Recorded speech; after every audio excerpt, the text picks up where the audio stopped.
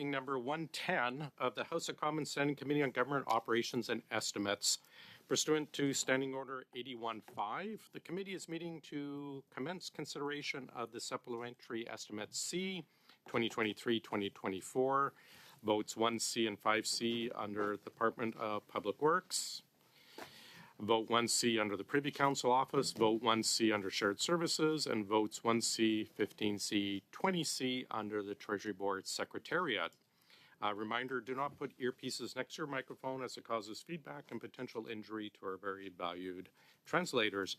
The intent is about 4 rounds today. After done, we will do our vote on the estimate so it can be reported to the House today. We have with us, of course, our PBO and friend of OGO, Mr. Yves Giroux. Welcome back for 15th or 20th time. Frequent flyer program, elite status with us.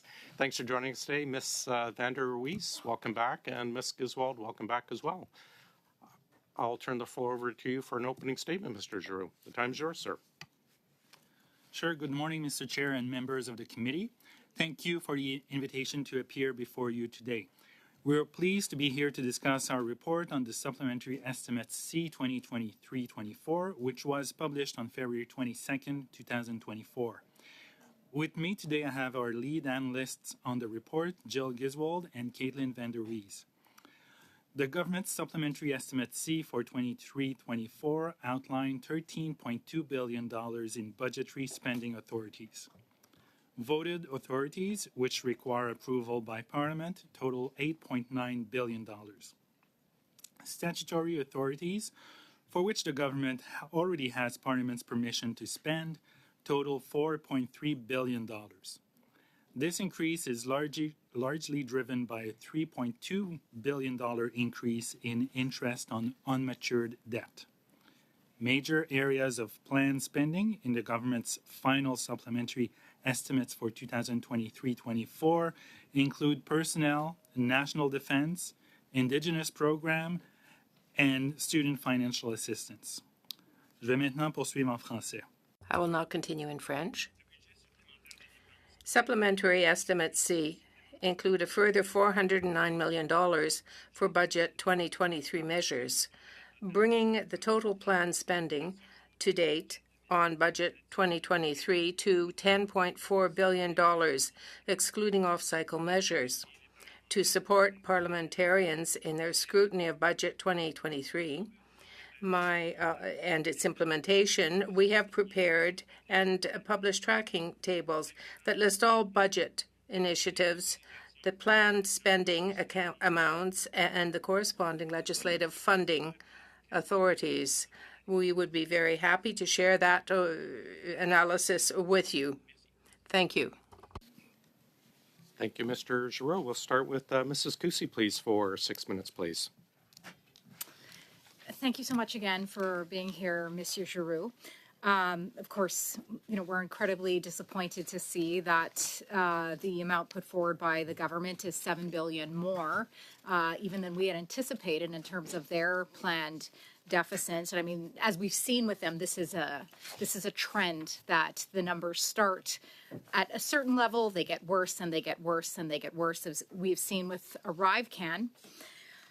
In your report on refocusing government spending, you stated that $500 million was planned to reduce in consulting, other professional services, and travel. $350 million was from professional services. Did this include a decrease in consulting costs? Because, of course, we've seen with ArriveCAN that this government loves its relationship with consultants, with liberal insiders, and consulting costs under this government continue to balloon. So did that include a decrease in consulting services, please? So the refocusing government spending, the $500 million in savings for the fiscal year that is ending this year, is $150 million coming from travel services, a reduction in travel expenditures, and the remainder, so $350 million, is expected to come from a reduction in consulting services. These amounts have already been frozen by the Treasury Board, so departments cannot access them.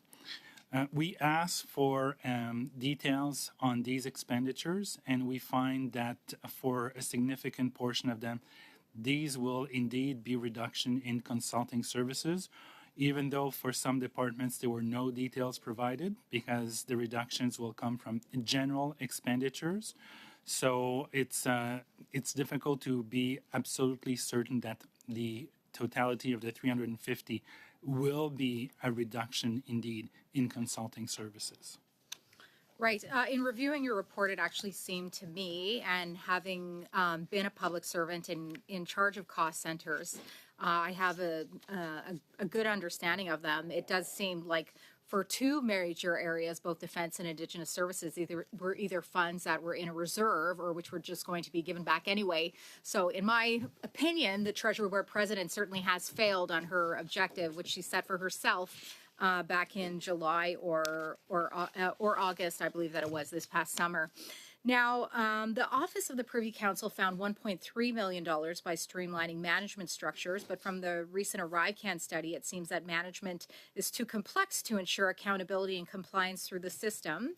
That has led to significant cost overruns and astronomical, actually, we've seen at ArriveCan. Do you think that all departments should begin looking at streamlining management and services to be more efficient and to ensure that there are cost savings in the organization and in outcomes? What would you recommend based upon what you've seen both within your reporting and with the scam scandal? Well, when it comes to management in the public service, some of you may know that there are executive class executives in the executive group.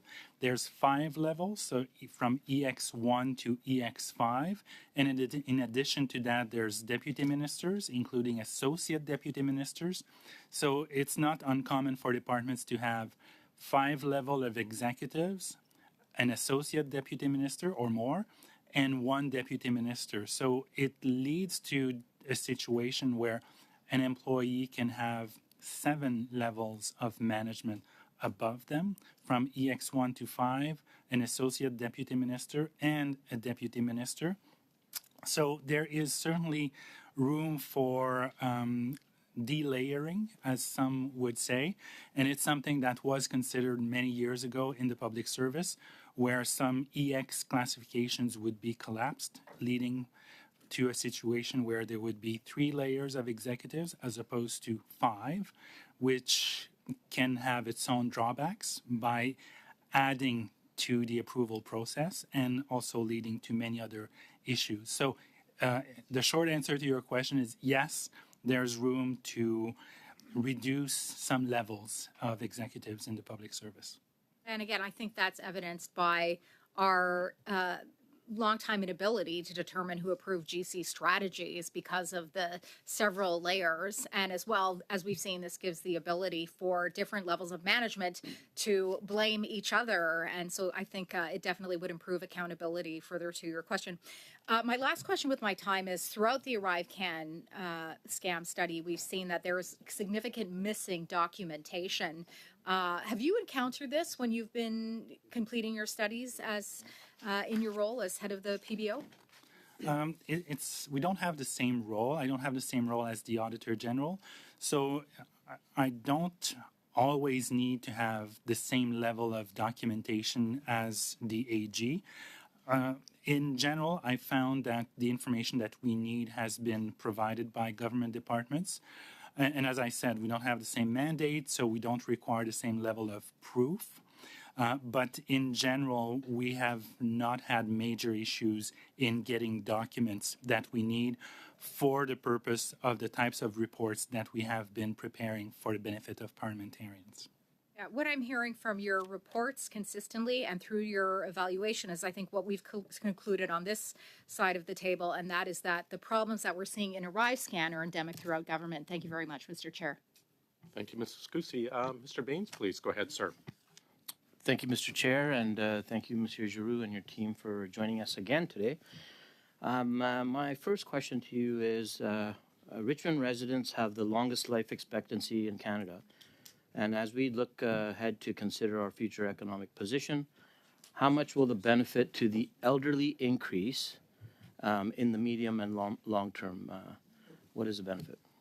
So we have we've seen in the, I think it's either in the mains or in the subs that benefits for seniors will amount to about $81 billion in this year, and they're expected to rise to above $90 billion over the foreseeable future. So by 28-29, they're expected to reach $99.7 billion.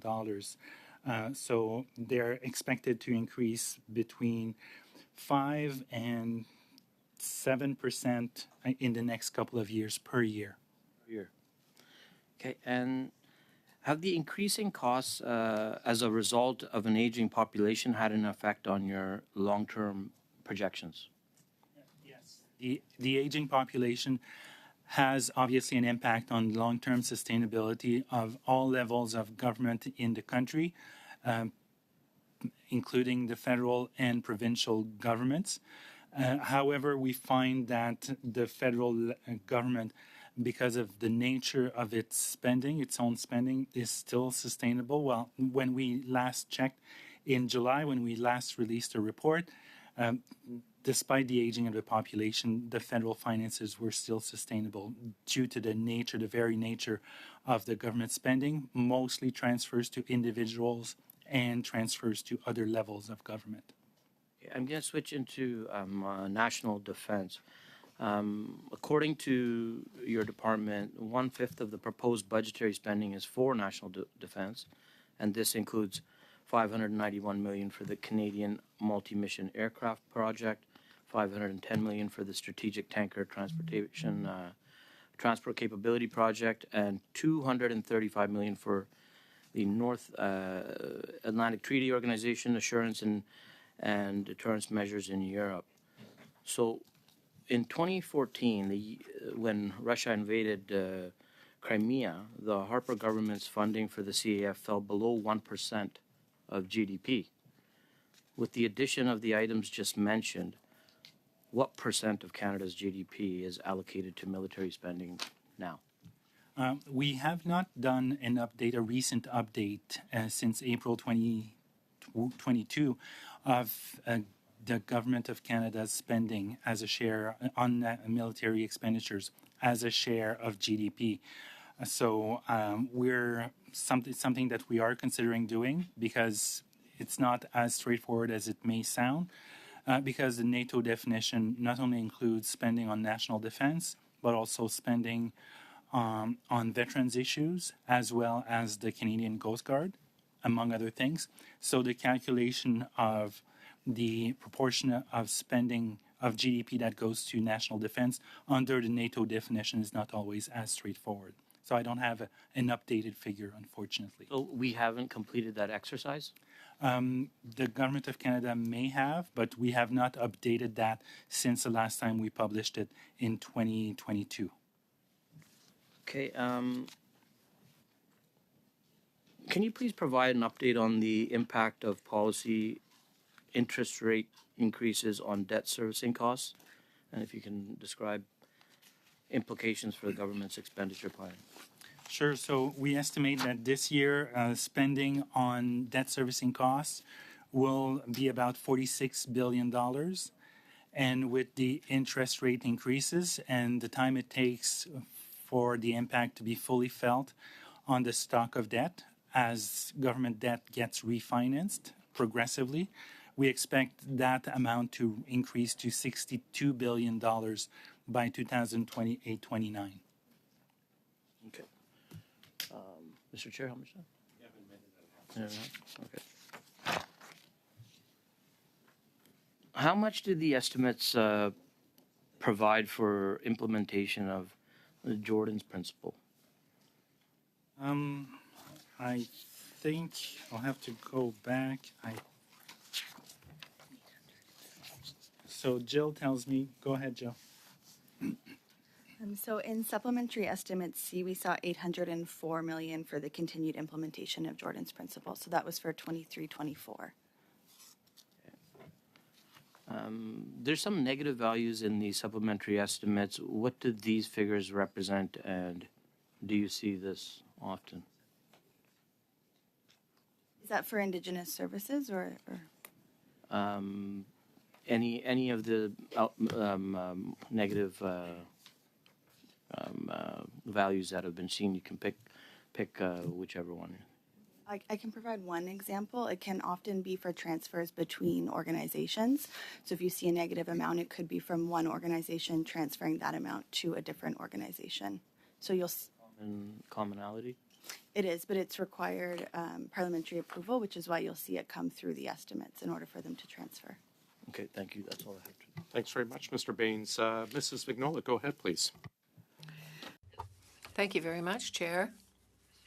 Mr. Giroux, Madame Van der Vis, Ms. Griswold, thank you so much for being here this morning. My first question, we received the budget in February, and then we got the main estimates for the following year, 2024-25, but on April the 16th, 2024, that budget will be brought down. So what does that tell us about the main estimates that we are going to have to consider? Well, the main estimates that we are asking you to approve as parliamentarians just gives you a very partial view of what will be needed because in that budget, main estimates that we are asking you to approve, there's no budgetary initiative included. We are asking you to consider its approval or at least debate its approval, but it does not include the measures that will be brought in by the Minister of Finance on April the 16th. It doesn't allow you to have the full picture, an enlightened picture of what the government will be asking for during the year.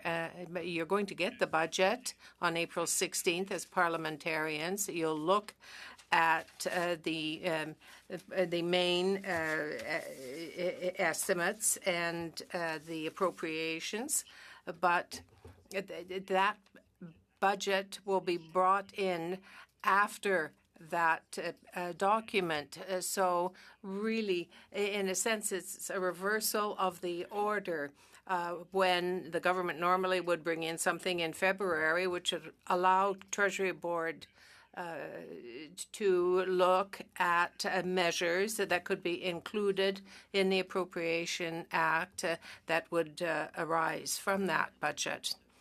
So it seems to me that it's backwards what the government is doing right now. Well, yes, it is a reversal of what is normally done in terms of departments, because here we're asking you to approve the major proportion of funds for the government before the departmental usage is specified. Well, given the situation, because interest rates rising, the budgets are growing as well, and we have rates which aren't even comparable to what we saw during the pandemic. All those support programs that were put in during the pandemic have now ended. So what does that mean for expenditures on the long term in terms of the debt itself? Well, there are several measures that were introduced over the years.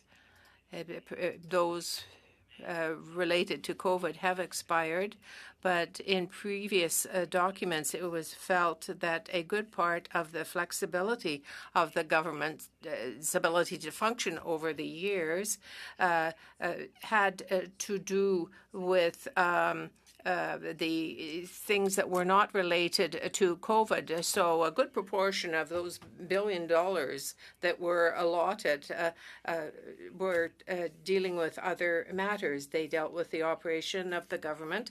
Costs rise. And in fact, it's 50% higher now than it was pre-pandemic.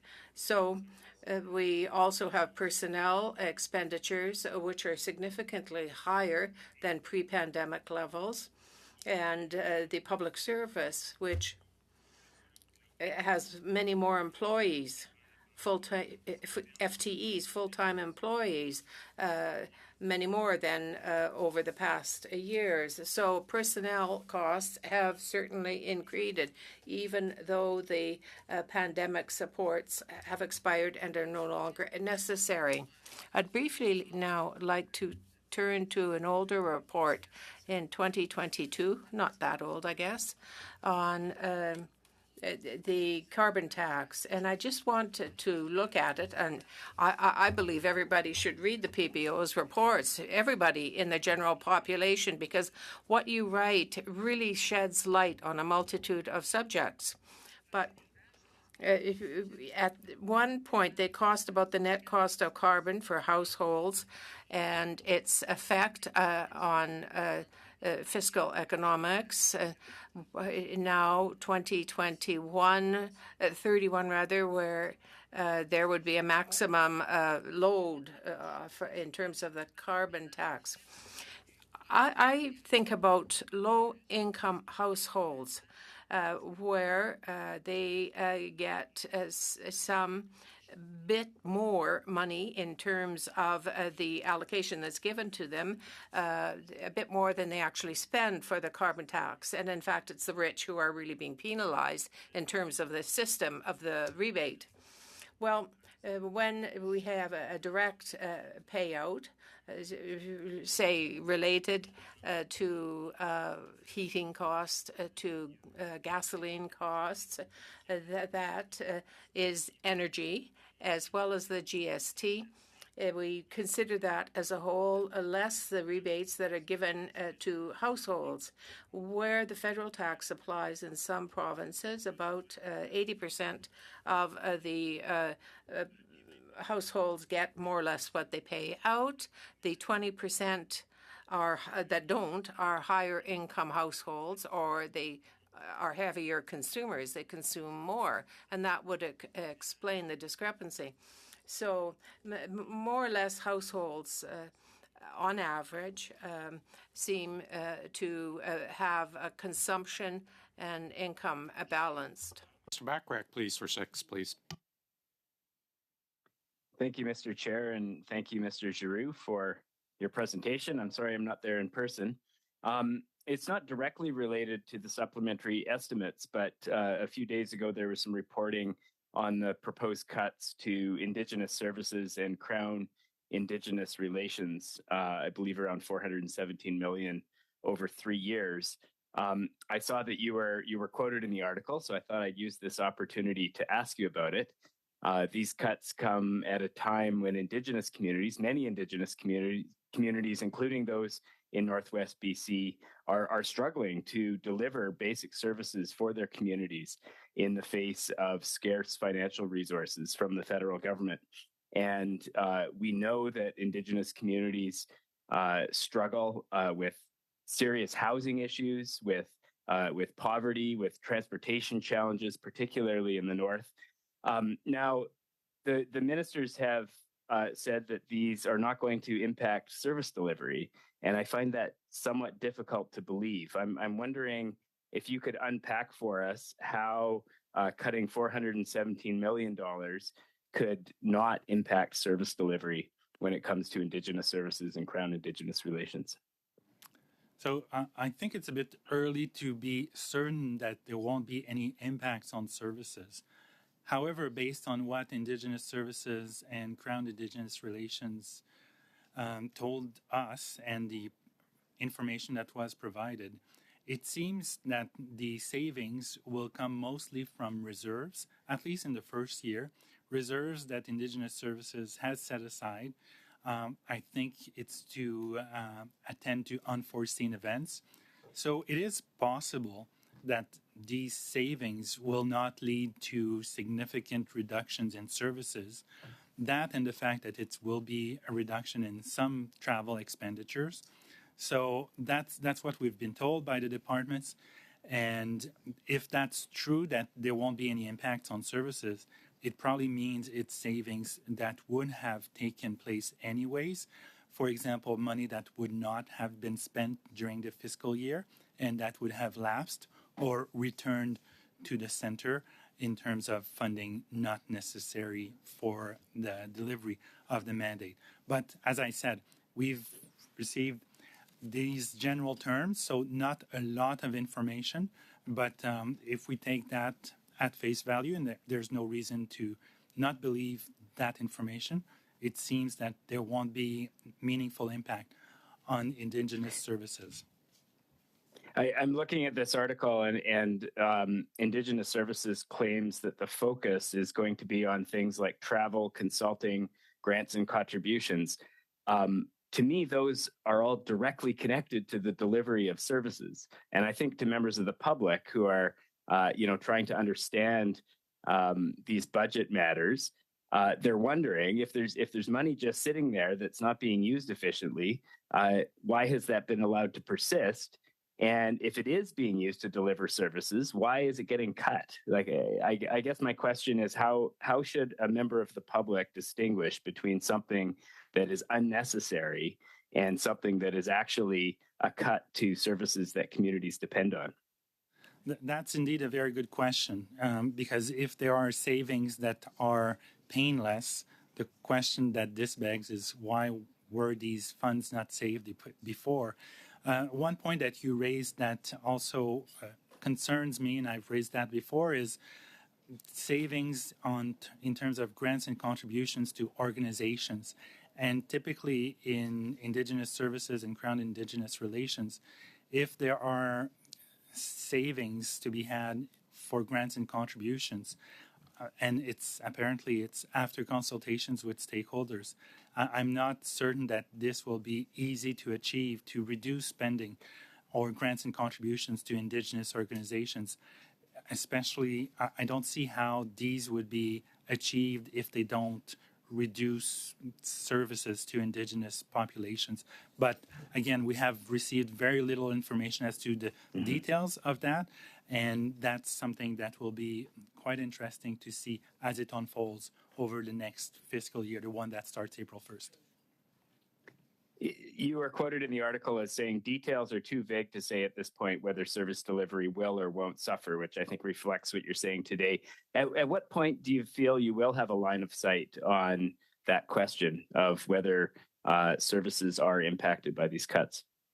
I think it's once we determine or we know which organizations are receiving lower or no grants at all. That's at the point at which we'll know the impact on services.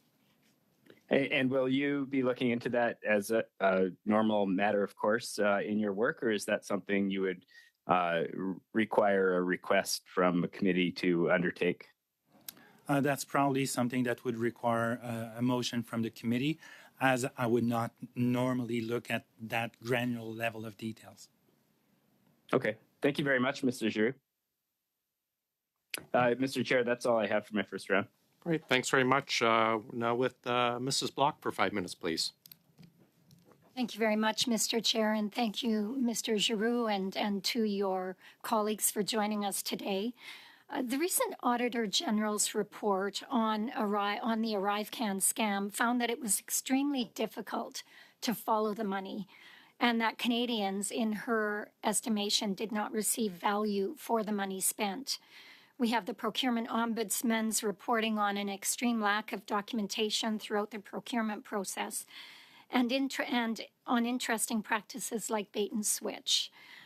In your role as the Parliamentary Budget Officer, it is, your role to provide Parliament with the analysis not only on macroeconomic and fiscal policy, but also to help us in raising the quality of parliamentary debate and promoting greater transparency and accountability. And I certainly do appreciate the role that you play. As numerous investigations are undertaken and reports and audits continue to be tabled, what concerns you the most about the spending of this current government? That's a broad question.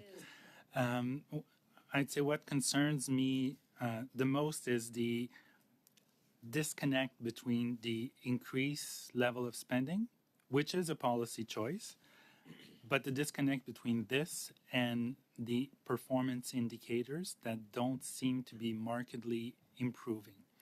So departments and organizations have to adhere to performance indicators. So they determine which indicators they'll be following, and they also determine the targets that they aim for.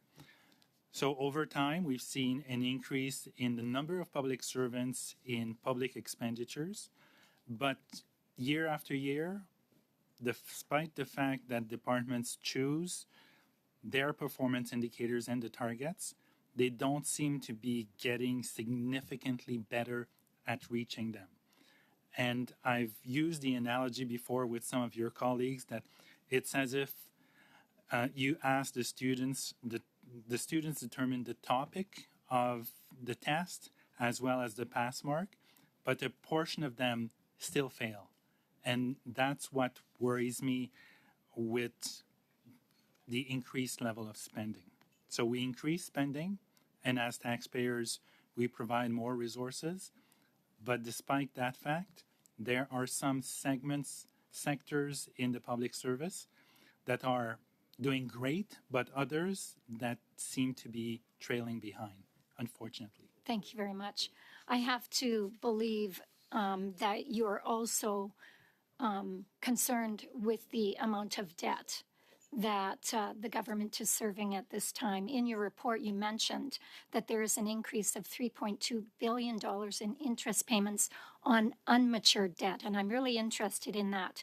For this past fiscal year, this means that total interest payments on unmatured debt will reach $36.8 billion, and that came from your report. In that report, you also specifically refer to total interest payments on unmatured debt. My understanding is that unmatured debt is essentially debt that is not yet due. Is that correct? Yes, but it's also excluding some other interest-bearing obligations, such as the obligations the government has towards the public pensions, the pensions of public servants. So the interest on the debt is what really matters, and it's expected to be $46.5 billion this year. Yeah, so you kind of beat me to my next question, which was, are there further interest payments that the government is paying on matured debt, which is not included in the $36.8 billion number that you have cited? Yes, so as I mentioned, interest on the unmet obligations or the obligations of the government towards pension plans of its employees also adds to interest on unmatured debt. So the debt servicing costs are what really matters, and they're expected to reach $46 billion, and 46.5, I think, this year. Okay, thank you so much. Thank you, Mrs. Block. Mr. Sousa, please go ahead, sir. Thank you, Mr. Chair, and thank you for being here again today to discuss some of the mechanics and some of the alterations to the budget as we go forward. And then, yeah, because you appreciate a budget as a living document. So things change, things have to be assessed, things have to be modified accordingly.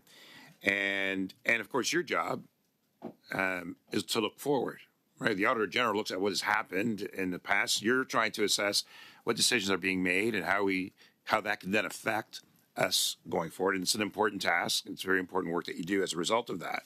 A lot of discussions about the big items that you've got in your report with national defense, with FTEs, Indigenous community, social programs, and interest on debt are all major items, I believe, that you've highlighted as being issues that have changed or maybe increasing. But then you also have a lot of frozen allotments, right? So you have realignment of some of previous spending focus and refocusing on how we're spending to deliver to claims. I think you broke down those two sections.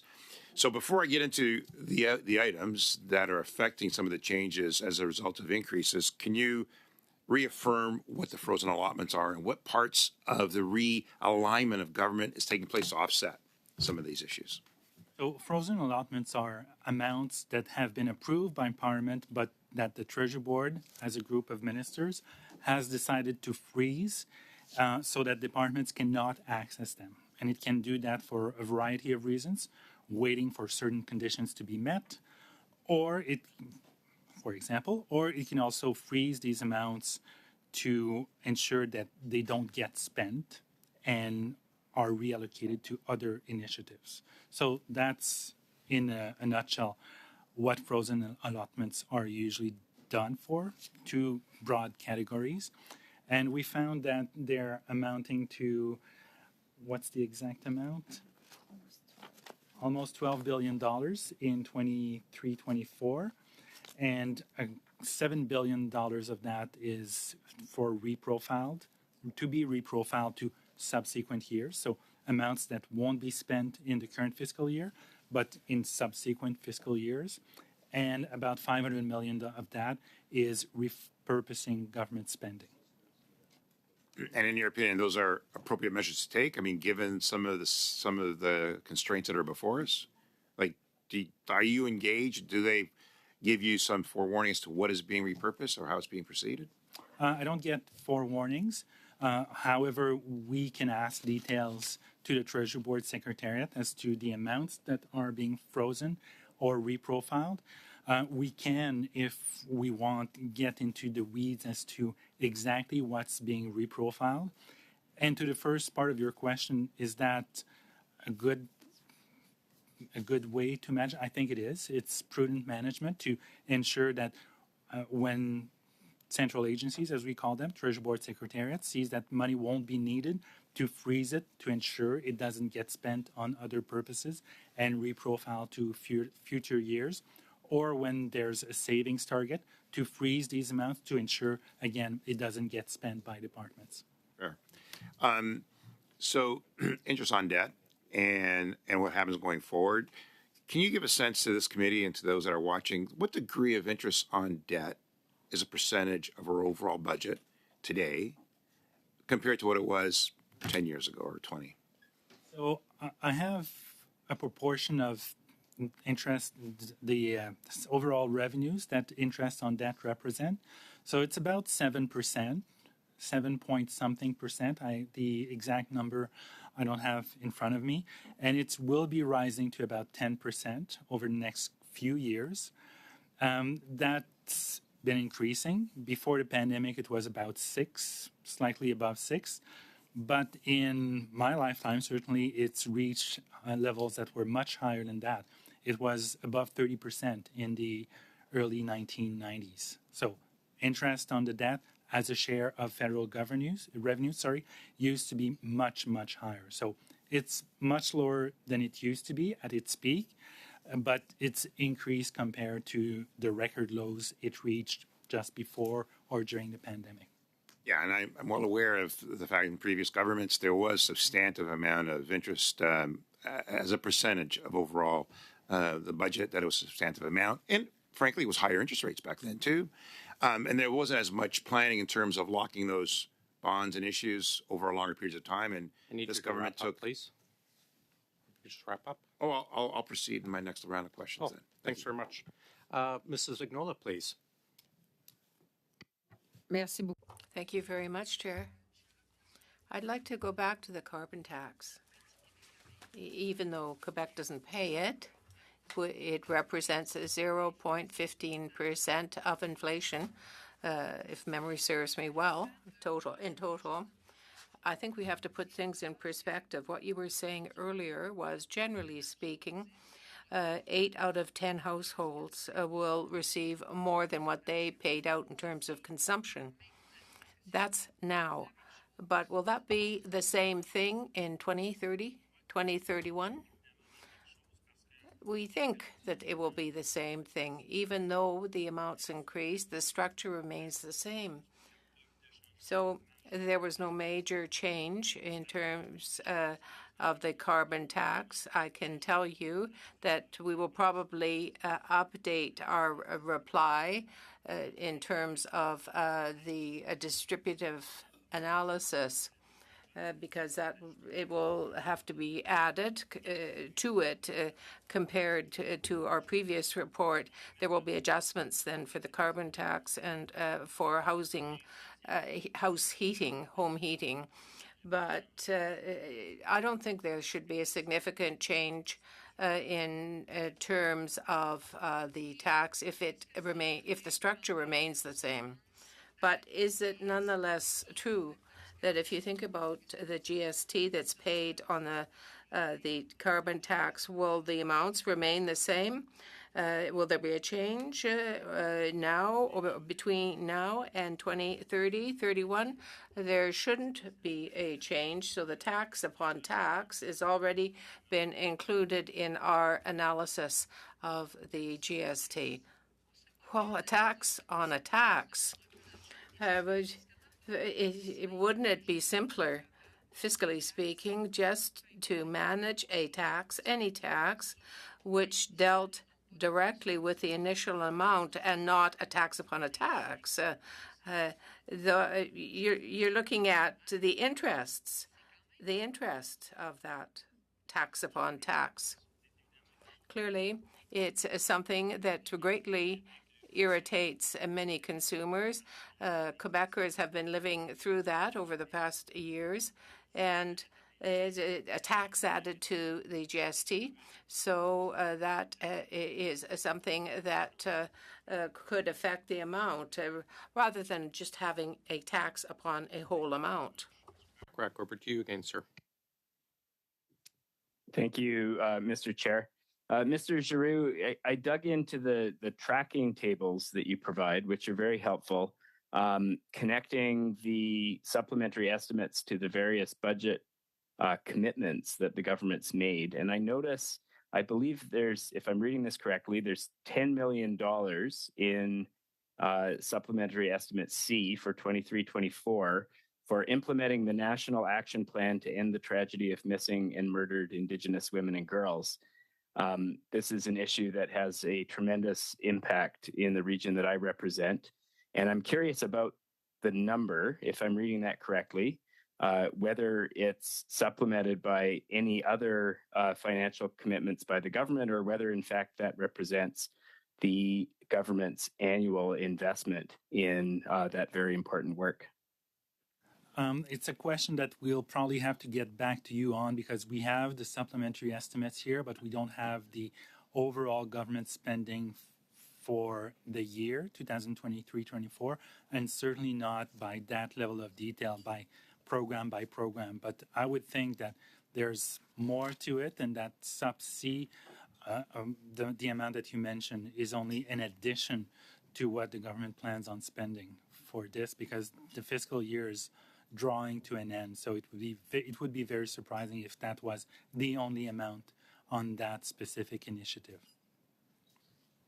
Okay, thank you. And I was noticing in your report, switching to a different topic, on the student loan changes and the financial impacts of those, waiving the interest on student loans, you see the number of loan write-offs declining over time. But I also noticed that there's quite a spike in write-offs, I believe, between 21-22 and 22-23. And I'm just wondering if you can, this is the figure 2.5, there's a graph there. And between 21-22 and it looks like 22-23, the number of write-offs seems to have spiked fairly considerably. I'm just wondering if that's related to the pandemic, or what effect we're seeing there. I think the pandemic played a part, because the government made some policy decisions to suspend some repayments during the pandemic. But there's also an inherent volatility in decisions to write off, because it depends on recovery activity and repayment, and how certain economic conditions can affect. So there's always some volatility in write-offs and repayment, because of the trigger that can be triggered or not, like the decision points. So there's always volatility in programs like that when it comes to writing off debt that is deemed unrecoverable. Thank you very much. Mr. Jenless, Thank you, Mr. Chair. All right. Thank you very much, Chair. Thank you, Mr. Giroux, for your excellent work. My colleagues asked some important questions about the government's Arrive scandal and the costs associated with that. When talking to people about this scandal who are involved in government, one point of feedback I often get is this is just the tip of the iceberg. People see the ballooning of contracting out, the number of firms involved in so-called staff augmentation and middlemen. I wonder if you could help us get a sense of the magnitude of contracting out in general. And I'll ask some specific questions related to pieces of that. But how much are we spending in a given year on contracting out functions of public service delivery? So to give you an order of magnitude, we estimate that there's about $21 billion in contracting out. So that includes obviously consultant fees, consultant services, but it also includes assistance or professional services that are not available in the public service. For example, if you're building warships, you don't necessarily expect the expertise, all of the expertise, to be available at the Department of National Defense. Can I just jump in on that? Because I was thinking through kind of what are the instances of contracting out that maybe seem more plausible and legitimate, and the ones that seem less plausible and legitimate. So the typology I came up with is let's put it in three buckets. Let's say hard tasks, so specific hard tasks that that the government says we just don't have people who know how to do that within government. That's one bucket. And then another bucket might be management consulting. So the work this committee's done on McKinsey, for example, where people are brought in to offer general advice on direction, management consulting. And then the third would be pure middlemen, so people who are hired to hire other people, like GC Strategies. So within that $21 billion in contracting out, could you try to give us a sense of the magnitude of each bucket?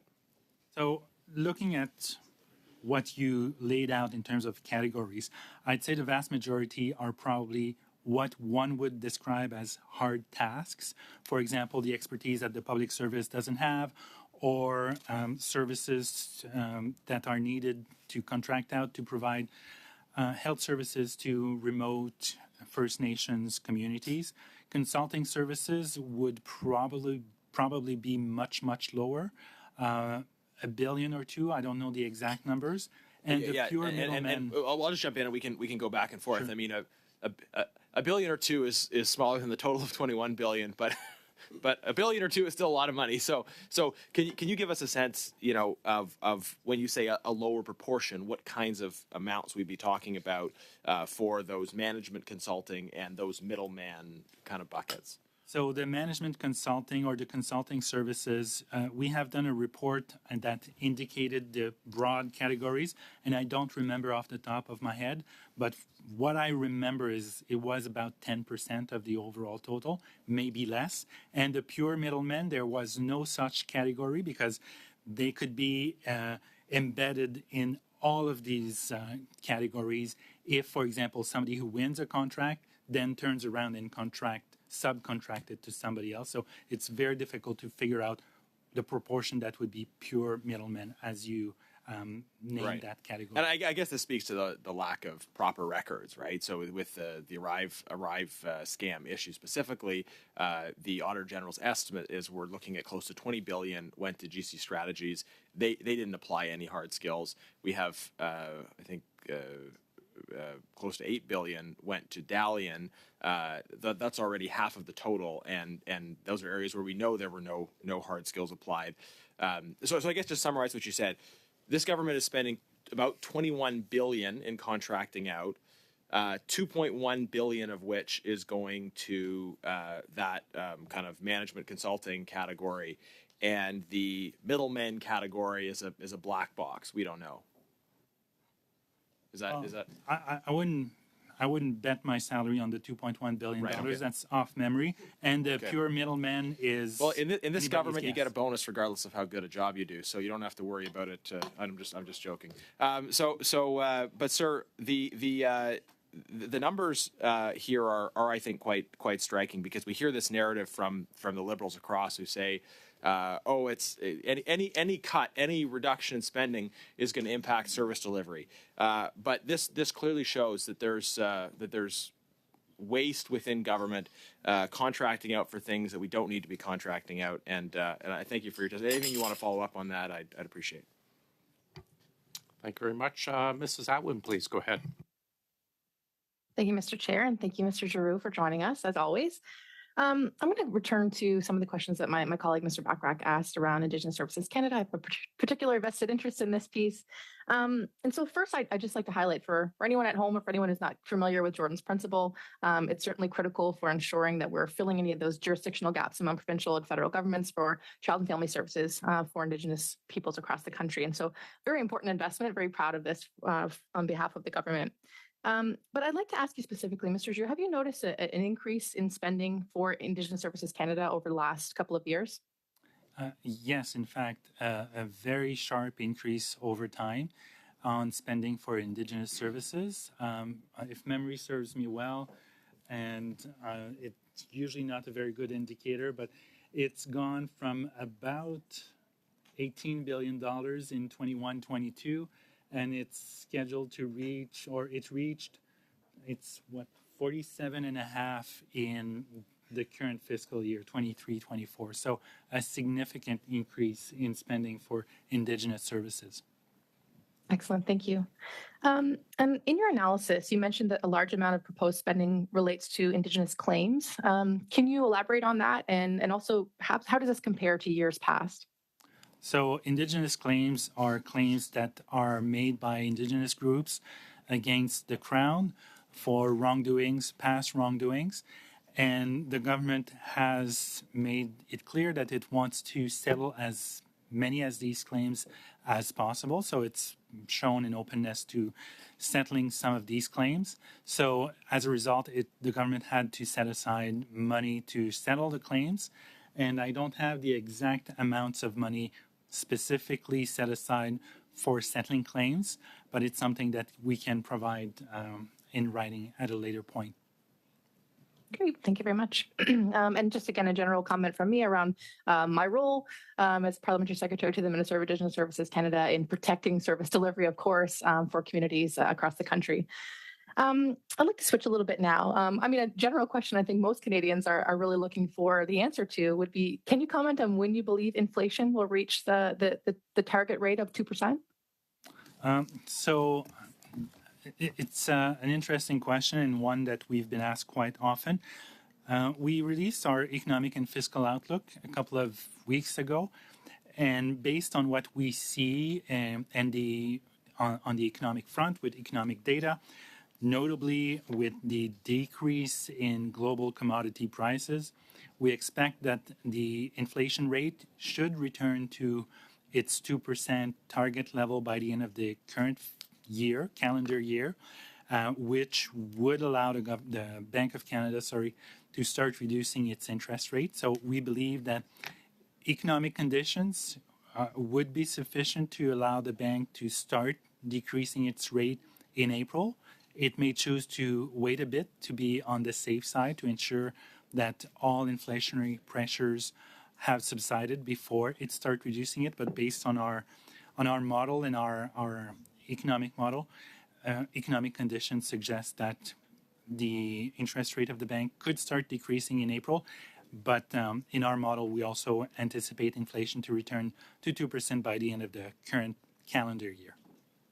Great. Well, that was my next question about those interest rates, because of course everyone's very much paying attention to that as well. And maybe perhaps I'll pick up where Ms. Vignola left off around carbon pricing. Should we, if we were to pause that 23% increase on April 1st, would you see a dramatic decline for food prices across the country? I don't think one can see price decreasing. That would mean deflation, which is also very bad. What we could see is probably a slightly slower increase in prices, slower than what is anticipated. Great.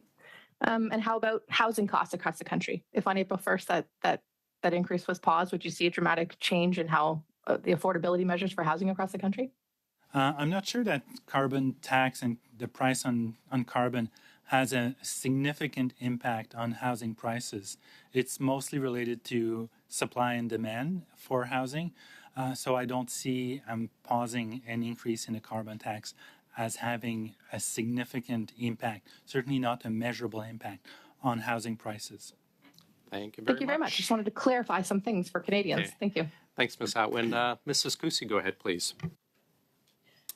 Thank you very much, Chair. I'm going to go back, Monsieur Giroux, following a line of questioning my colleague had around the deficit spending. This year's spending has increased to $493.7 billion, which is an increase of $50.4 billion. You state in your economic outlook that the deficit is projected to resume its downward trajectory if there are no new measures and existing measures sunset. But as I indicated in my first round, this is not consistent with the government's spending patterns. Based on this government's record and the fact that new measures are already being introduced, do you expect this to be accurate? So my colleague had asked you what is the area of spending which is of most concerning to you. Do you believe that the deficit projected to resume its downward trajectory is possible, is accurate based upon your comments? When we release our economic and fiscal outlook and we project the deficit going forward, it's assuming no new fiscal measures, because that would be very difficult to include potential measures. What would we include and how much new spending or tax measures would we assume to be introduced? So that's why these are status quo based on what we know at the time that we put this one to bed, the economic and fiscal outlook. However, what we have seen in the past is whenever the government tables a budget or a fall statement, the track for spending tends to go upwards, which is a policy choice. So am I certain that the fiscal track we released in the fiscal outlook will be the one that materializes? I don't think it will happen because the government will introduce new measures, which is why governments get elected. But we'll change that as the Conservative government. But the government has also indicated that, or the Minister of Finance rather indicated that she wants the deficit in 26-27 to be at most 1% of GDP. And by our estimate, status quo would suggest it will be at 0.8% of GDP.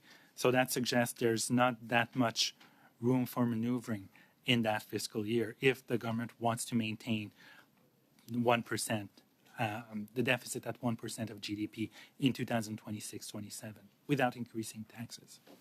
Right. And of course, we're looking at the implementation of lofty programs such as the dental program, the proposed pharmacare on which the current government's power hinges, and of course, the failed childcare system which they've tried to implement. Going back to my colleague, Mr. Genes's comments about the IT middlemen, we know that there's been a reduction of 49 full-time equivalents in the procurement department at a time when we are trying to eliminate the middlemen due to the incredible bloated costs we see with the Arrive scam scandal. But these 49 positions are a result of these positions not being filled when they become vacant. Is this a trend that's occurring in other departments and agencies as well that you're seeing? No. So I'm not aware of that particular instance of a reduction in FTEs.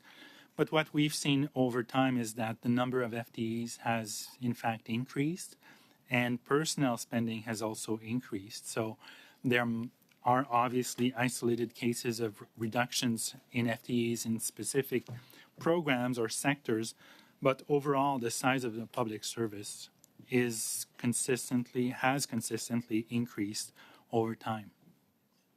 Right, and to that point, spending on public service personnel has increased to $67.4 billion, which is up from the $63.3 billion spent last year. Are you aware if that increase is due to staffing levels or to salary increases? It's a combination of both an increase in the number of FTEs.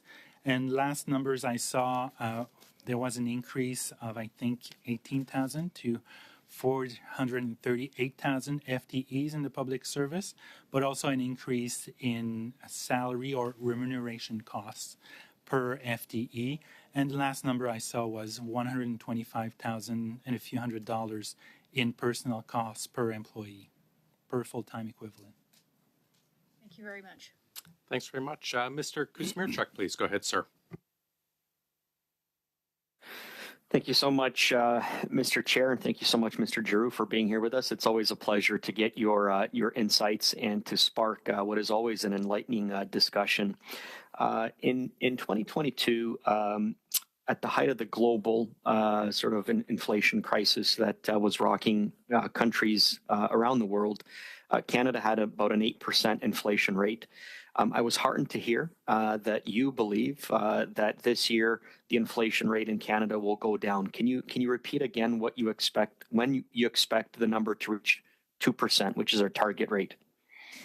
So we expect that the inflation in Canada, will go down to about 2%, or will go down to 2% by the end of the calendar year, so by the end of 2024. And that over the entire year, it will average 2.4. And we expect the inflation rate in 2025 for the calendar year to be 1.9% next year. So this is an incredible drop and much welcome by Canadians from 8% to 2%. Help me understand that drop, because, you know, a year ago I was listening to the Conservatives intently, and the Conservatives were screaming at the top of their lungs that we need to cut programs, federal spending for programs like childcare. They were saying cut childcare. You know, the Conservatives were saying cut dental care, cut spending for dental care. They were saying cut spending for major investments like the battery plant in Windsor that provided 2,500 jobs for my community. And they were saying cut spending like public spending and investment on things like the Canada Child Benefit. So they were saying all these things to cut all these programs, and yet the inflation rate dropped from 8% to 2% without our government cutting spending on things like childcare and dental care and the Canada Child Benefit and investing in job creation like the battery plant in Windsor. Help me to understand the decrease in the inflation, and were the Conservatives wrong? The governor of the bank probably explained it better than me when he indicated that government spending, not just the federal government spending, but public spending at large, was not helping in its fight, in the Bank of Canada's fight against inflation. So, and I won't put words in his mouth, but from what he indicated. So I think what was effective in achieving, or will achieve, what will be successful in achieving a 2% inflation rate is mostly the Bank of Canada monetary policy. The bank increasing its interest rate to 5% through successive increases, which I think will allow the government to attain its 2% inflation target and start decreasing interest rates in the current calendar year. Sorry. But is it a fact that the inflation rate has gone down? I should say inflation rate has gone down while the government still maintained significant, strong investment in Canadians. Is that fair enough to say that the inflation rate went down from 8% to 2% while the federal government still maintained strong investment in Canadians? You're absolutely right to say that. Even though we have not yet reached 2%, but based on our forecasts, it should be done by the end of the calendar year. But yes, you are right. Let me ask you about military spending, because you talked about the fact that a big chunk of these supplementary estimates is for defense. When Stephen Harper was Prime Minister in 2011, the Conservative government introduced 3 years of painful cuts, austerity cuts for the military. $1 billion cut in 2012, $2 billion cut in 2013, $1 billion cut in 2014. And that's how the Conservatives brought military spending to below 1%. I mean, it was It's absolutely woeful. What impact, Mr. Giroux, do those conservative cuts in our military have on the military? With a 10-second answer, please. So I'm afraid I'm not the best place to indicate to the committee the impacts of previous spending or non-spending decisions had on the military, unfortunately, Mr. Mercer. Okay, we'll come back around if there's another chance for that. Thank you so much, Mr. Giroux. Thanks, Mr. Kuzmierczak. Mrs. Vignola, please. Merci beaucoup. Thank you very much. Mr. Giroux, I really appreciate it when you're here, when you answer our questions, because you are impartial, you are direct, there's no filter. I really, really appreciate that. To my mind, it's very important that when we mention your data, we speak to them as a whole, as a group, not just as one side of the medal or just a slice of the whole picture. And the people have to be informed, not just those who voted for us. That's what you do in your reports. I really admire it. Let's suppose, well, Quebec and BC are not in the carbon tax because they took other measures. The other provinces didn't take measures and therefore are subject to the carbon tax. If the carbon tax were to be withdrawn and there were no measure to encourage a reduction of GHGs and consumption in general, what would be the economic impact of climate change in terms of jobs, income, businesses? Would taking away the carbon tax be a plus or a minus at the end of the day? That is a question that is very difficult to answer because, first of all, if you eliminate the carbon tax and you replace it by nothing, Canada's emissions would probably not increase more than the general trend that Canada is already embarked upon. And given what has been signed by Canada, its commitment to reducing carbon. But if you replace it by nothing and say Canada does increase its emissions by a bit, I don't know whether that would have a notable effect on climate change, given Canada's position. So it's very difficult for me to answer your question. It's like a skier, you know, who does nothing but benefits from someone who has gone to great effort to reduce GHGs. There is the diplomatic situation, the international situation, so it's very difficult for me to answer this hypothetical scenario where you would take away the carbon tax but not replace it. Thank you, Mr. Chair. And just returning to this question around cuts to Indigenous services, and I appreciate my colleague, Ms. Atwin, adding the context of the general trend or the, as you called it, a sharp increase in investment since 2021. I think both she and I know that there's a strong argument to be made that even more money needs to be invested in Indigenous communities because we still see an inequality in outcomes, whether those outcomes are in healthcare or education or infrastructure. There's a massive infrastructure deficit in Indigenous communities that still hasn't been fully addressed. My question was really around these cuts, this $417 million in cuts, and whether that is going to result in a service delivery impact. You know, this idea that the government increased the budget significantly and somehow overshot what the ideal budget investment is and now needs to reduce it a little bit to get to that perfect number, it seems a bit ludicrous in my mind.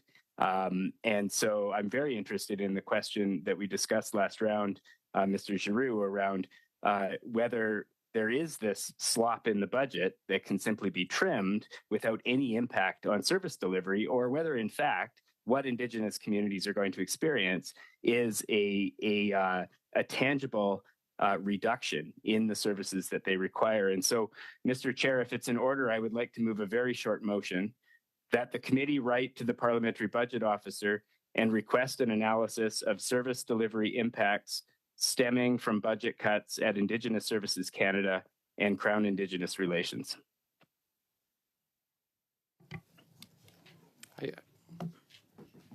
I see general agreement. That being said, I think Mr. Giroux may have done that already to a similar one that the committee asked. Is this regarding the reported I'm simply moving this. 500 million?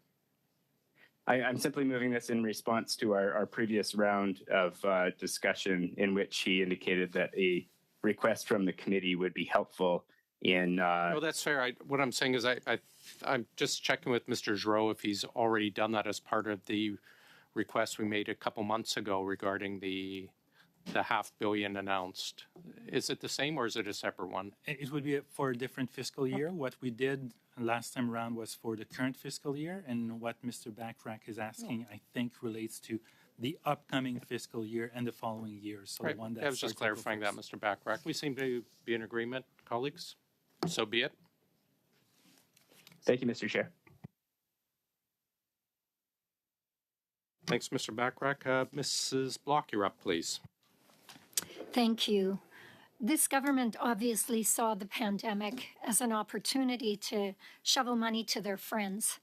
We saw this with the multiple ethics breaches by members of this government for giving contracts to liberal insiders and personal friends. And while the government may say that all the spending was justified and necessary due to the pandemic, your own office stated that $204.5 billion, roughly 36% in spending from March 2020 to April 2022 was not pandemic related. And despite all this extra spending, or maybe because of all the extra spending, Canadians are worse off. All we need to do is look at the example of the ArriveCan scam and your own observations or concerns in response to a question I asked today regarding the increase in spending versus the performance of the public service.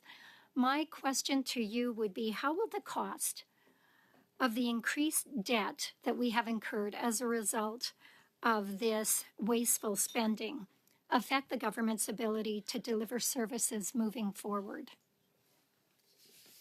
So it's an interesting question in the sense that it's something that the government has to pay, that we have to pay regardless of future decisions, because the debt is the debt and we have to pay interest on it. So we can look at what would have happened had we not seen an increase in debt, or what would have happened in the absence of increases in interest rates. And a simple way to look at that is to assume what would happen without the increase in debt servicing costs. And the simple answer is that it's money that could have been spent on other things, or, for example, reducing taxes, or spent on other proposals. But that's a highly hypothetical scenario because we don't know exactly what would have happened in the absence of this additional debt servicing costs, because that would have meant decisions that would have led us in a different track, obviously. So I'll ask the question a little bit differently. Should the debt carrying costs have an impact on planned spending for the upcoming year? They will undoubtedly have an impact, because the moment you have to provide or use some of your more of your revenues towards servicing the debt, it means lower spending on other things, other priorities, other things being equal, of course. In your report, you mention in that the estimates include a $1.4 billion acquisition of shares in the Canada Growth Fund. And I'm sure Canadians would appreciate understanding what this Canada Growth Fund means and a $1.4 billion acquisition of shares. Is this $1.4 billion in addition to the $15 billion that was earmarked for this fund, or is it simply a part of it? My understanding is that it is a part of it, but it's not something that we have done a report on. But my understanding at this point is that it's one part. It's part of the $15 billion. Are you aware if this new Canada Growth Fund is going to be set up in a similar way to the Green Slush Fund? I'm not aware of the governance issues around the Canada Growth Fund. Not yet. Okay, thank you. Another question I have for you is in the Department of Public Works and Government Services estimates, there is a line, Vote 1C, funding for a cybersecurity certification program for defense contracts. That was in budget 2023 at $798,000. Can you tell me, is this for defense contractors that are employed by the government? I don't know exactly the details of this item. It's a bit of an interesting question given the witness we had here at committee last week, who was the chief security officer for a company that was contracted by the government who it would appear did no real work when it came to those security assessments. And so I'd be really interested to know if we're funding individuals within the public service, or if this is supposed to help those external consultants actually check off a box when they're looking to procure contracts with the government. I think that's a question that would be better answered by the Deputy Minister at PSPC or the Minister, unfortunately. And we have them Wednesday, so you can re-ask then. Mr. Jawari, please go ahead, sir. Thank you. Welcome to our committee, Mr. Joe. It's good to have you and your team. Once again, thank you very much for the time that your team provided a couple of weeks ago when we had a comprehensive review of the estimates, main estimates, as well as the subs and the department plan, as well as the result. And also we had an opportunity to talk about the great report that you put out on March 5th on the economic and fiscal outlook. Thank you very much. In that report, there were a lot of good news, and we actually promoted in our social media. The report talked about the fact that it is projected that the inflation will get to about 2%. We are on the right trajectory for the bank to be able to start reducing the interest rate, possibly as early as the second quarter of this year. And the trajectory for the debt to GDP ratio was decreasing. You also highlighted a number of facts around that. What we need to watch. You indicated that the economic growth might be a bit sluggish, and that could result into excess supply, which will put a downward pressure on prices, therefore helps with the inflation. But you highlighted the increase on the debt service, and that's a substantial increase. Hopefully, with the downward pressure with the downing of the interest rate, that will get some help. Where it was very interesting for me, and where I wanted to ask some questions, was around the percentage of the percentage of deficit to the GDP. You talked about the 0.8 projection of about 0.8%. So can you give me a sense how much this 0.8% would be, and what do we need to do when we talk about we want to eliminate deficit? What some of the 170 measures on the 2023 budget that's been proposed need to either be reduced or be eliminated? Thank you for doing a very good summary of our economic and fiscal outlook. I should probably borrow that. The 0.8% of GDP that's supposed to be expected to be the deficit in 26-27, that's about $25.1 billion. So that's 0.8% of GDP in 26-27. When it comes to how the government could go back to balance, if it wished to do so, it could, of course, reduce spending. It could reduce the speed at which spending increases. It could also choose to increase revenues. So there's multiple ways where or through which it could choose to return to balance. Cutting some specific budget measures is also a possibility.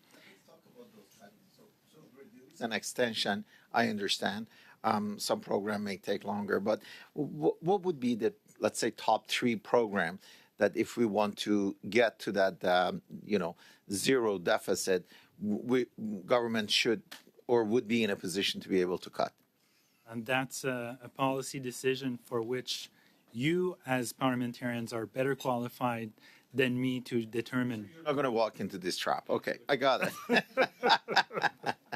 So I was trying to, the point that I'm trying to make is that for us to get to that balanced budget and zero deficit, you either have to extend the time, or you have to reduce, or you have to cut. And what is it to cut? You're going to cut the $10 daycare program? Are you going to cut the dental program? Are you going to cut a lot of program that's been rolled out as part of that those 170 measures that has brought so much prosperity and has helped us to be able to recover so fast. But thank you very much. I found the report, the economic and fiscal outlook, very, very, very helpful. And, I intend to promote that because I think that sends a very positive message, but you also fairly highlighted the areas that the Canadians should be watching. And to me, that's great. Thank you, Mr. Chair. Thank you, Mr. Jouari. Mr. Scheer, welcome back to OGO. Go ahead, please. Thank you very much, Mr. Chair. I was hoping that we could have a discussion about the looming carbon tax hike that the Prime Minister is planning for April 1st. You did a comprehensive study of the carbon tax, and but you not only looked at the direct cost, you looked at the total cost. On page 3 of the report, it says household net cost of the federal fuel charge, fiscal and economic impacts. I'm sure there's lots of Canadians that are following this very closely because they know how high prices are and they're afraid of how high they're going to jump April 1st. But can you just explain what that means, fiscal and economic impacts? So the fiscal impact is the impact of paying the tax directly, for example, filling up the gas tank, gas to heat the home. The indirect costs, so for example, if you buy a service or goods, there's an energy component embedded, plus the GST that's applied to that tax. So that's the fiscal cost. The government sends a check or a rebate.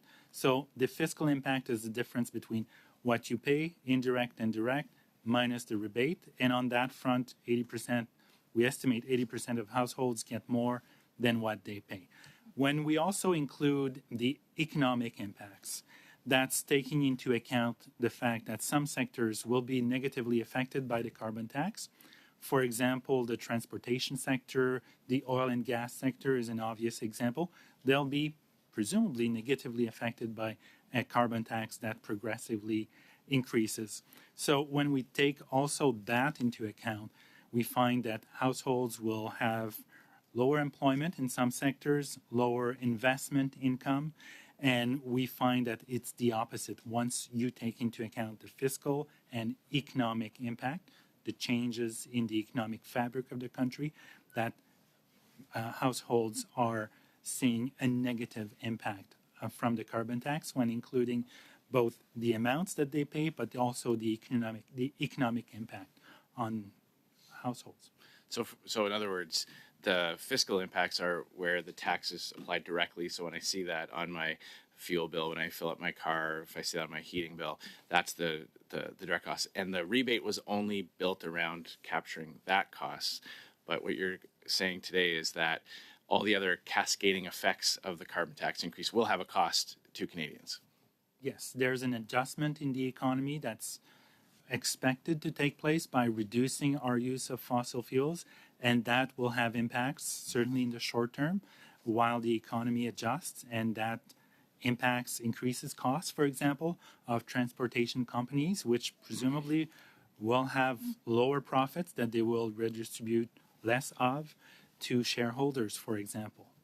And higher costs that get passed on to consumers.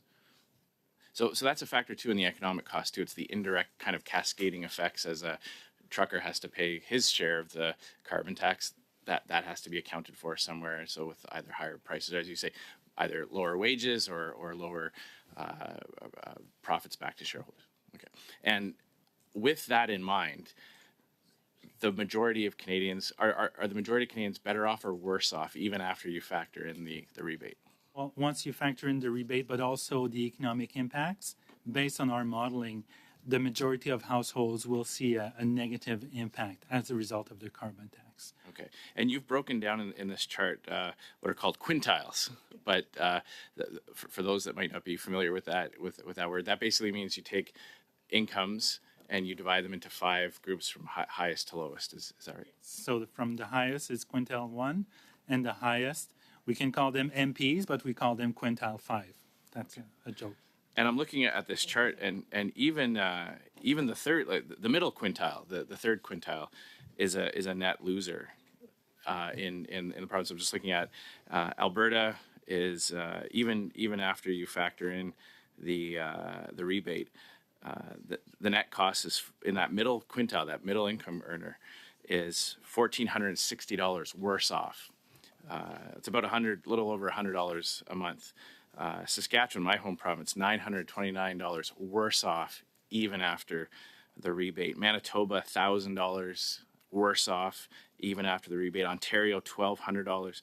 Nova Scotia, $1,100 worse off even after the rebate.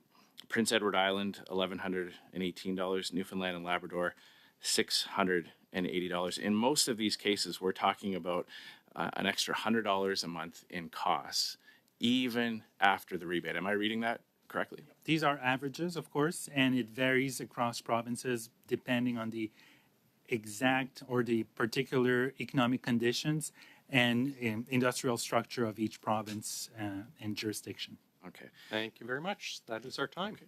Ms. Samwin, go ahead, please. Thank you very much, Mr. Chair. Mr.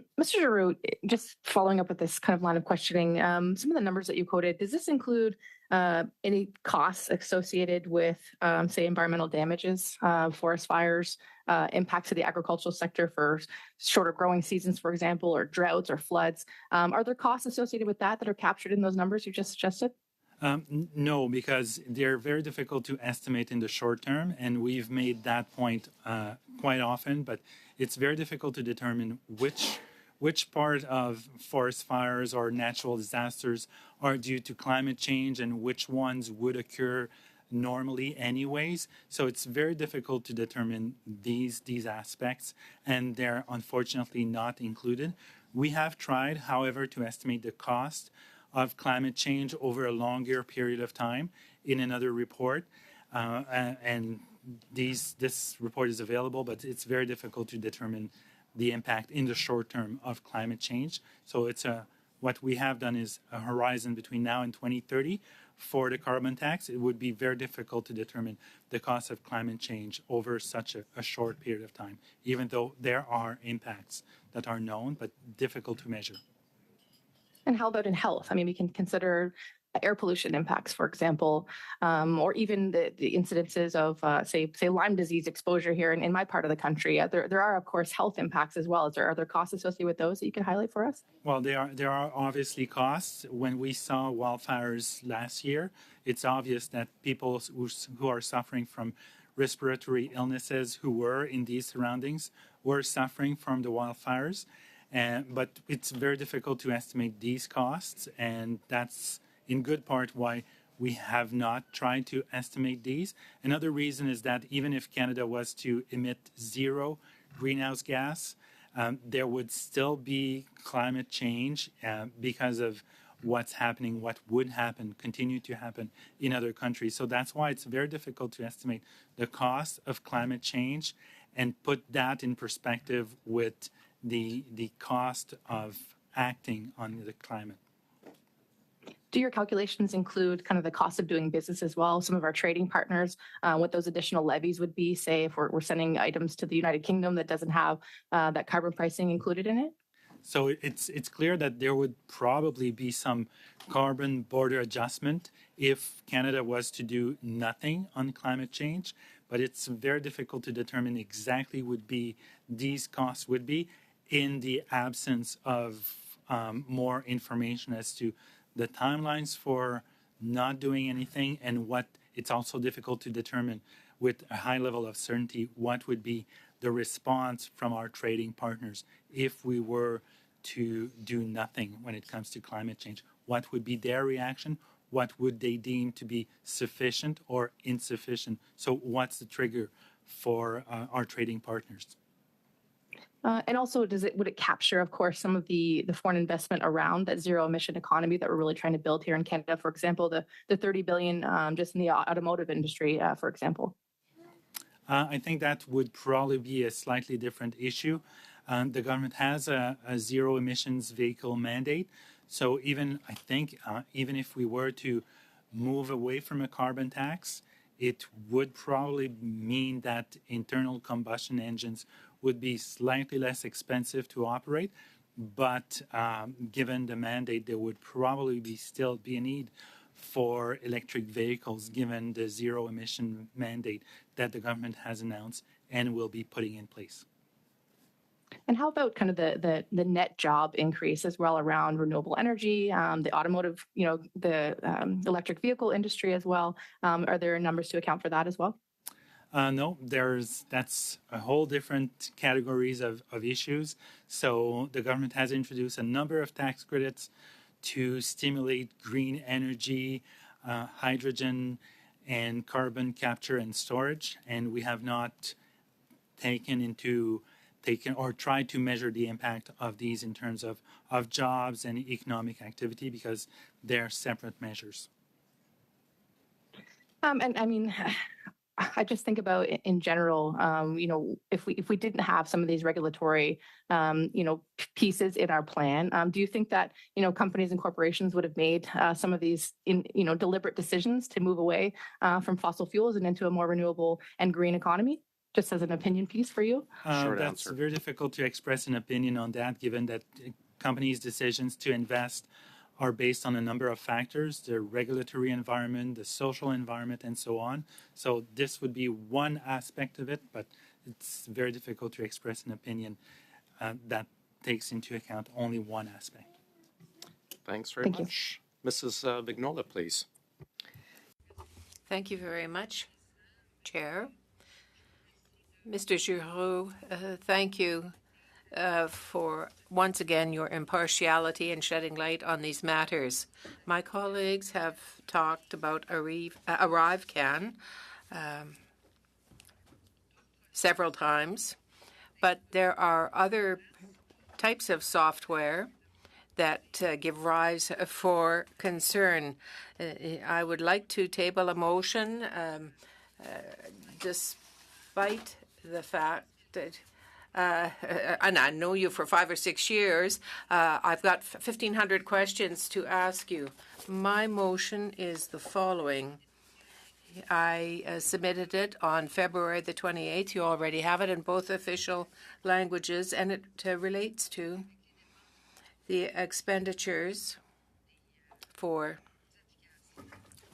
apps that given that the Auditor General of Canada has determined that the ArriveCAN app costs some $60 million for Canadians, and that there has been a disaster with everything associated with it, and two, that border services are currently working on the implementing of an official digital system of records to apply international trade policies for commercial duties and taxes to imports and trade chain partners, known as CBSA assessment and revenue management, CARM, and that the new system would come into effect for everyone on May 2024, May 13th, 2024, despite a short trial period. And and limited in testing. 3, the government's procurement website, canadabuys.canada.ca, states that the contracts awarded to Deloitte for the development of CARM project have a minimum value of several $100 million pursuant to Standing Order 1083C of the committee. Orders that the CBSA should produce in both official languages unredacted copies of all signed contracts relating to the development and implementation of the CARM project since the beginning of 2018. B, all CBSA communications relating to the 2018 Deloitte technical specifications. C, all CBSA communications relating to CARM release 2 testing since October 23, provided that the documents are submitted to the committee clerk no later than 15 days following the adoption of this motion, and once the documents have been received by the committee, that it invite the president of the Canada Border Agency Service to testify at a 2-hour meeting to answer the committee's questions about the contract for the development and implementation of CARM. So once again, we find ourselves faced with a situation where millions of dollars are involved with the development of an app. Yet that said app has not had many tests, and it has had a very short trial period. So the goal is to know how this happened, what are the results of the tests, because we want to avoid Phoenix, at the second coming of Phoenix. And if this will have an effect on the entire trade system of Canada, everything that crosses our borders. That is why I am moving my motion today. Thank you. Thank you very much. This went out on February 28th, so everyone has received it fair while ago. It's mostly a document request with a request for one meeting. Mr. Sousa? Yeah, thank you for the motion. As you know, I think CIIT has already passed a motion to study CARM. I think they're expecting to do it soon. So the question is, do we need to duplicate the work when we have so many other motions already agreed upon today? So that's my issue is we have quite a bit on the go, a lot of requests for material, and other committees are already proceeding to do so. Madame? I understand the concern. I'll just wait till you get your earpiece on. I understand the concern expressed by my colleague, but as we know very well, each committee has its own perspective. We look at the industry. We have our own, if you like, lens to apply to the matter. Industry has its own lens. And so I just want to be sure that we don't find ourselves with Phoenix 2.0 here. I don't need to tell you that the tens of thousands of pages, well, I do read them.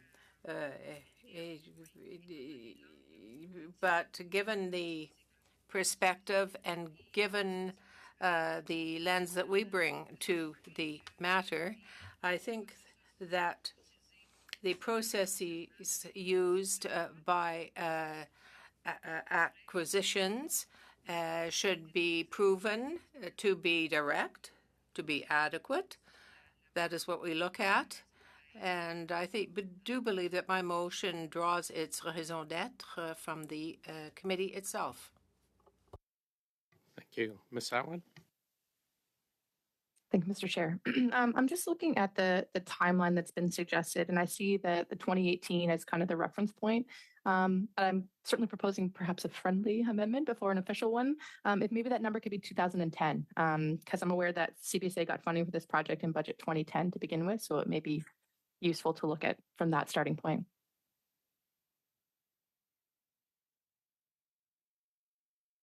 Yeah, there's no, well, I understand what you're saying, that you can't do friendly amendments. You can propose an amendment. I'd only offer up a concern that getting documents that far back is certainly going to destroy Ms. Vignola's 15-day timeline for the order production. Just a comment. But if you want to put through an amendment, we can debate that. Okay, Mrs. Block?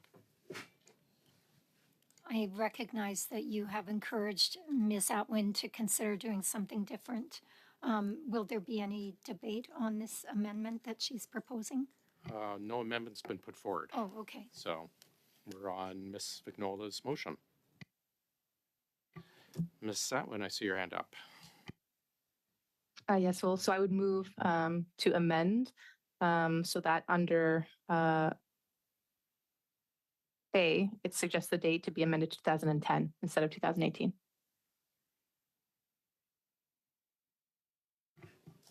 Okay.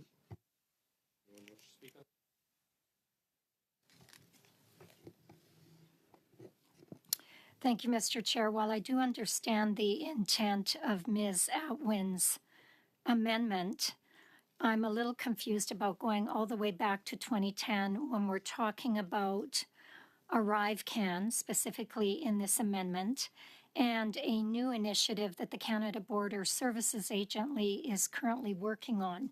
And I don't know what the timeline is in regards to when they began work on this project, but I'm not sure that it's useful to go all the way back to 2010 when we're talking about this new digital system that is resulting from some of the issues that we've seen at our border services agency. Thank you.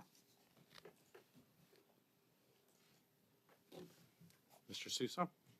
Well, I think some of the reasons that this is on the amendment. On the amendment, yeah. One of the reasons to do so is because the project that we're discussing, the CBSA Assessment and Review Management, known as CARM, has actually been ongoing for some time prior to ArriveCAN. And the development and the establishment and some of the issues that precluded it from coming to be may be worthwhile pursuing and understanding. And hence, we would pursue, or we would suggest we go back further to then identify more effectively what has been done in respect to it.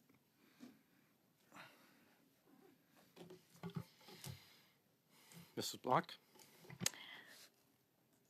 Again, Mr. Chair, CARM was, I believe, introduced in 2019.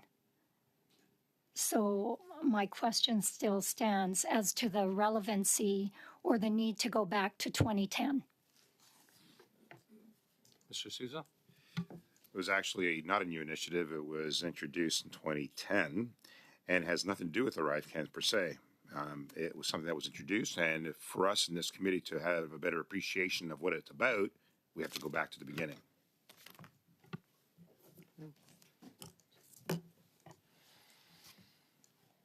Okay.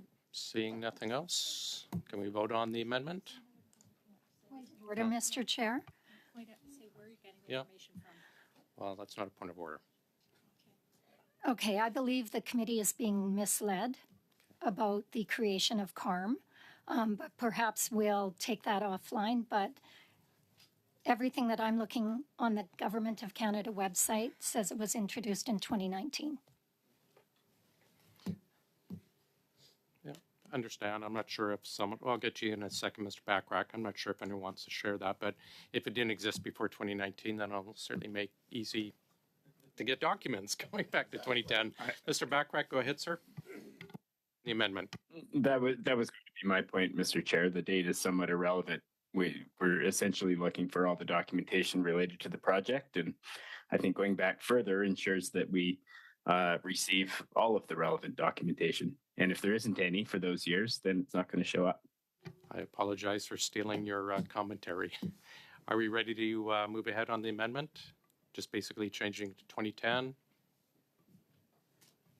Do we need a vote, colleagues, or are we just fine moving ahead on the amendment? Okay, we will do a recorded vote on it. Mr. Jahawri. Support. Mr. Baines, Yes. Mr. Sousa, Yes. Mr. Kuzmerchik, Support. Ms. Atwin, Support. Ms. Kusi, No. Ms. Block, No. Mr. Genuis, No. Ms. Vignola, Madame Vignola, Oui. Mr. Backrack, Yes. 7 yeas, 3 Right. nays. So amended. So we're back to the motion as amended. Are we ready to move on that one, colleagues? Seeing no speaking lists, do we need an actual vote on it, or can we consider it? Mr. Sousa? So we appreciate the fact that we're going to go back further. Now, with respect to B and C, there's some discussion amongst Chair, us point of here. order. My understanding was you called the vote, and I thought Mr. Sousa was going to comment on whether he wanted a recorded vote or not. No, I hadn't got to that point. I wish, but we hadn't got to that point. Let's Go just ahead, adopt Mr. it. Sousa. Okay, well, now we're talking about the amended motion, correct? That is correct. Right. Okay. So as we go forward, we're having some deliberations as to now how do we proceed in respect to the communications relating to Deloitte's technical specs and the testing of so items B and C. We would like then to remove it. I'd like to put forward a motion to remove B and C.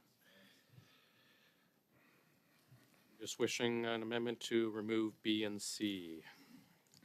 Is that correct, Mr. Sousa? That's correct. Mr. Kuzmirchuk to speak on the amendment. Yeah, I mean, this is something that obviously I've been saying for quite a long time, which is again needing to just balance the fact that we want to get information in our hands, but balance it with the production of papers to make sure that we're not unduly putting stress on the officials, the staff that are working to develop. To bring these documents forward. I fully agree with the contracts being included, but I do support this motion. I think focusing on or generating all correspondence dating back to 2010 may actually slow down this process. So I would support it because I do like the focus on the contracts, and I think that is information that is pertinent. And I think that is information that can be generated actually quite quickly. So just for the purposes of us being more surgical in what we request and more balanced, I would support the amendment that was brought forward by my colleague. Mr. Generous? Thank you, Chair. I want to just observe that we're seeing the breathtaking hypocrisy of Liberal members here. Because on the one hand, they say, let's go on a fishing expedition and ask for documents in one part of this motion going all the way back to 2010 when the project didn't even exist. And at the same time, they're saying, well, let's remove from the motion more contemporary requests for documents because, well, it's just too many documents and it takes too much time to get them.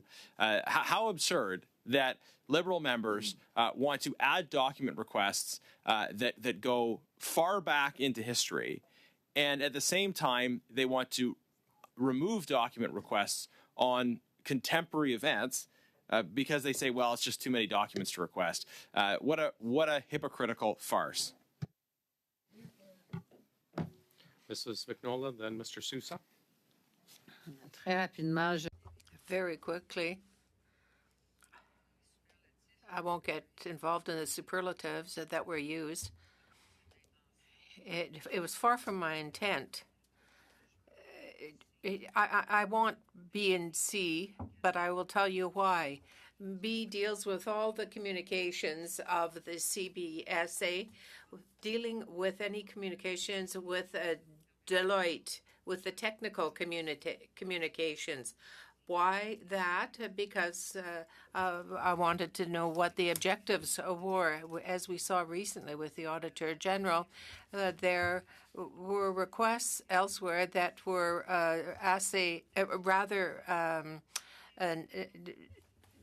they weren't specific.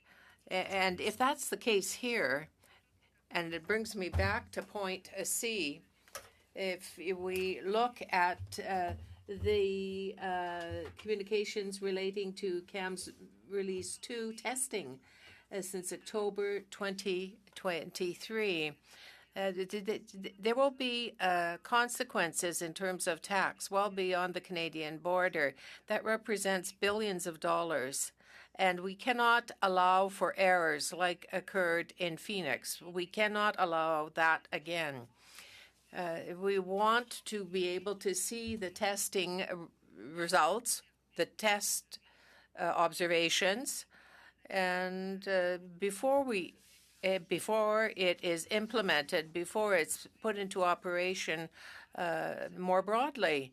That will allow us, if there were problems, if there were results that were perhaps less clear and less successful than we expected, that would allow us to identify them before there is a big problem.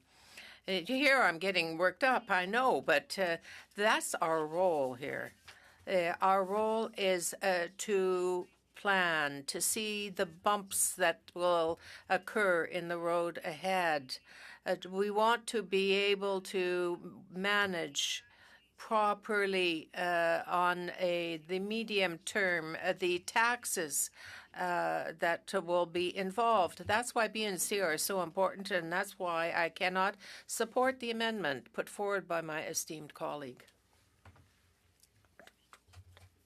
Thank you for your point of view, and I appreciate what you're getting to, and we do want to make it relevant in terms of the review. So to a further point to the other colleague across the way, if he doesn't believe anything existed prior to 2018, I'm not sure why he's getting so upset, because the fact is this did come to be around 2010, and since then we have an opportunity now to review in its entirety, even the testing.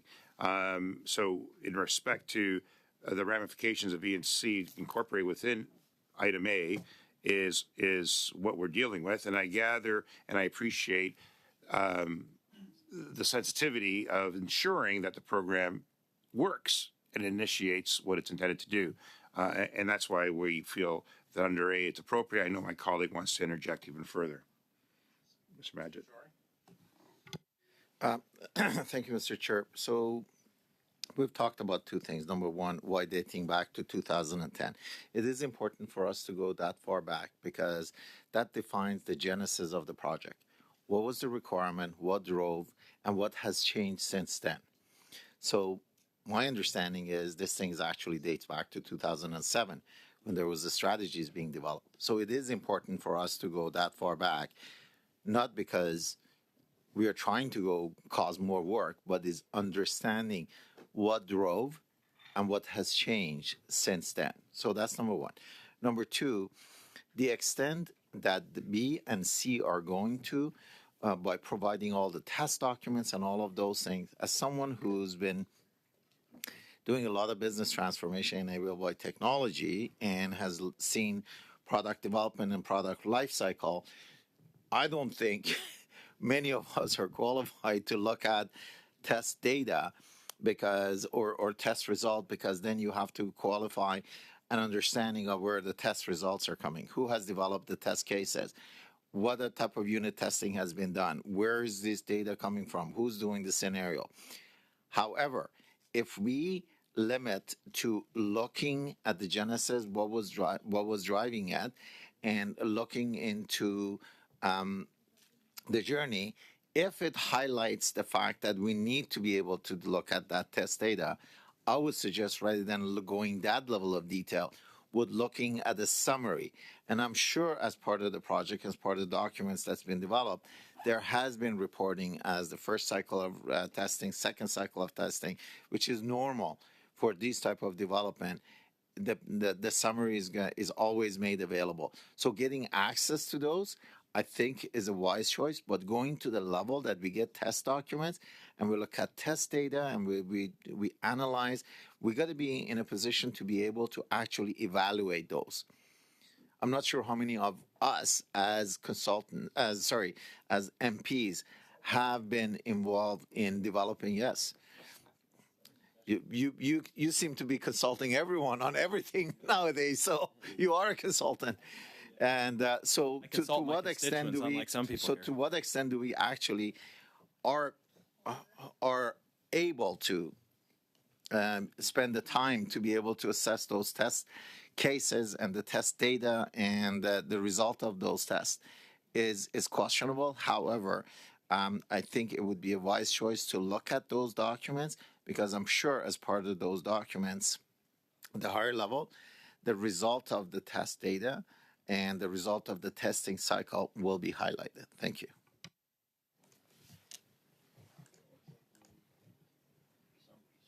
All right. Can we vote on the amendment as put forward by Mr. Sousa? Yeah. Great. Sir? Mr. Jahouri. Support. Mr. Baines. Yes. Mr. Sousa. Yes. Mr. Kuzmerchik. Yes. Ms. Atwin.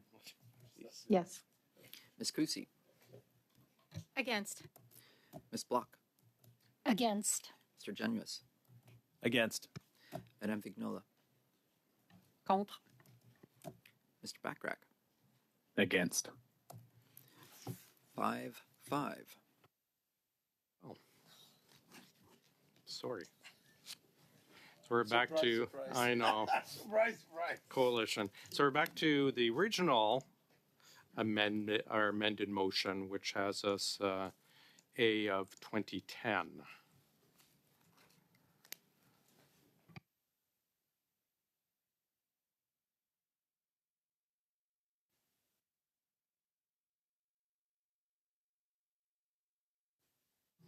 Proceed with a vote.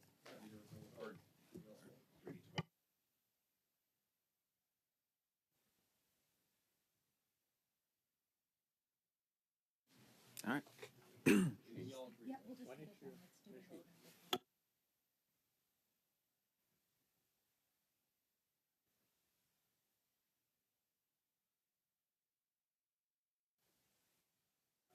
Mr. Jahouri. Support. Mr. Baines. Yes. Mr. Sousa. Yes. Mr. Kuzmerchik. Tak. Sorry, sometimes the Polish escapes. Yes. Ms. Atwin. Yes. Ms. Kusi. In favor. Ms. Block. Yes. Mr. Genuis. Yes. Madame Vignola. Oui. Mr. Backrack. Yes. 11 yeas. Thank you very much. We are now at Mr. Backrack. If you want to go ahead for your 2.5, we'll try and, Mr. Giroux, if you're fine to stick around for about another 10 minutes. Looks like we're going to be right up against the bell, Mr. Chair. So I'll do my best to hit it right on the nose here. There's been some discussion at this committee about carbon pricing, and I know this is a matter that's of interest to Canadians right now. I was sitting at the Environment Committee when ECCC was there and estimated, or they reported to the committee that they estimate that the carbon price is responsible for about 30% of the emission reductions in the current federal emissions reduction plan, which I found fairly surprising. The committee has asked for their analysis so they can better understand how they come up with that number. But it does seem like in a lot of this discussion, we're talking about comparing the option of carbon pricing to the option of doing nothing. And I don't think that's an option that very many Canadians will accept. And so the question really in my mind, and because I do think that most Canadians want Canada to act on climate change, to reduce domestic emissions, and to do it as inexpensively as possible. And so the question for you, Mr. Giroux, is whether, in your opinion, there is a less expensive way to achieve the domestic emissions reductions outlined in the emissions reduction plan and in accordance with the national targets. Is there a less expensive way to do that than the current pricing approach? So it's generally accepted that a carbon tax is an efficient way of letting players in the economy determine what's the best way for them individually, as individuals or corporations, to reduce their emissions. However, we estimated a couple of years ago that if we were to, as a country, we were to rely solely on a carbon tax, to reduce our emissions to meet the Paris targets or even exceed them, the carbon tax would need to increase significantly and get close to $300 per ton, as opposed to the maximum of $170 per ton that it's scheduled to reach in 2030. So there would be quite a bit of further increases necessary to reach our targets as a country. So while the literature suggests a carbon tax is very efficient, I don't think it would be acceptable for many Canadians to have that high a level of carbon tax to reach our emissions target. So that's why I think other measures in combination with a carbon tax are probably necessary. And I'm not surprised that 30% to hear that ECCC officials indicated that 30% of the emissions reductions are due to the carbon tax. Thank you very much. Mr. Genuas, please. Thank you, Chair. Mr. Giroux, you testified earlier that over $21 billion is being spent by this government, or over $20 billion is being spent on contracting out.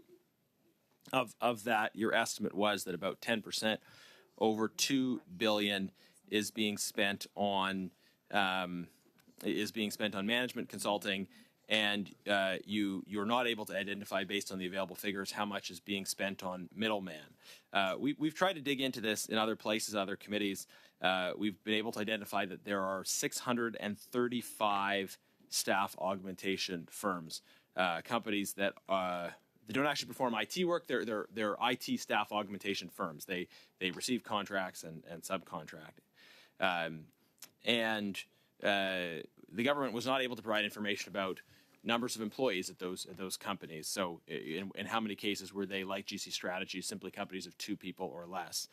Do you have any work going on? Do you have any ability to identify across over 600 companies how much money we're talking, just in terms of paying? This is just IT work, paying middlemen for IT work, and there are likely many other cases where we're paying middlemen. Do you have any work going on, or any ability to see into how much money the government is spending on this contracting to contracting multi-layered process? No, it's not something that we are currently looking at, and I think it would be more within the bailiwick of the Auditor General. Okay.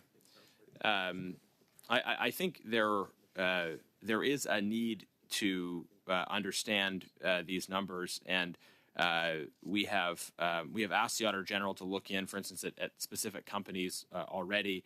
I do think that the budgeting piece here is important, getting to a sense of the costs that are being spent on that. Chair, with that in mind, and since it's all the rage today, I'm going to move a motion that, according to committee testimony, the Government of Canada uses 635 staff augmentation companies or IT companies that do not perform any actual IT work themselves, and the government does not even know how many of these companies have 2 employees or less, like ArriveCan Contractors, GC Strategies. The committee report to the House its request to the Parliamentary Budget Officer to complete a full report on the increased costs taxpayers pay due to the government using 635 staff augmentation companies, and that this report is completed by June 1st, 2024. I know we're close to time, so hopefully we can pass this motion quickly, Chair. I know it has now been distributed to all members in both official languages. I will just say this is one part of the picture. It's not the whole picture, but we see today the government is trying to create this narrative that any reductions in spending would be devastating to Canadians who rely on government services. But that's clearly not the case, based on how much this government is spending on contracting. 635 companies that are IT middlemen alone for the federal government. Enormous amounts of money are being spent on contracting out and contracting to subcontract. So we would like to invite the work of the Parliamentary Budget Officer on this, and I hope this motion will have the support of my colleagues. Thank you. Thanks, Mrs. Vignola. Thank you very much, Chair.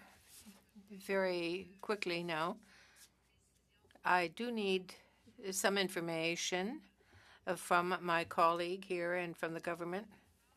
There is the sentence that the committee report to the House its request to the Parliamentary Budget Officer. Why do we report to the House of Commons? It seems to me we make a request, we await the report from the PBO, and then the House gives its position with respect to the PBO's report that we requested.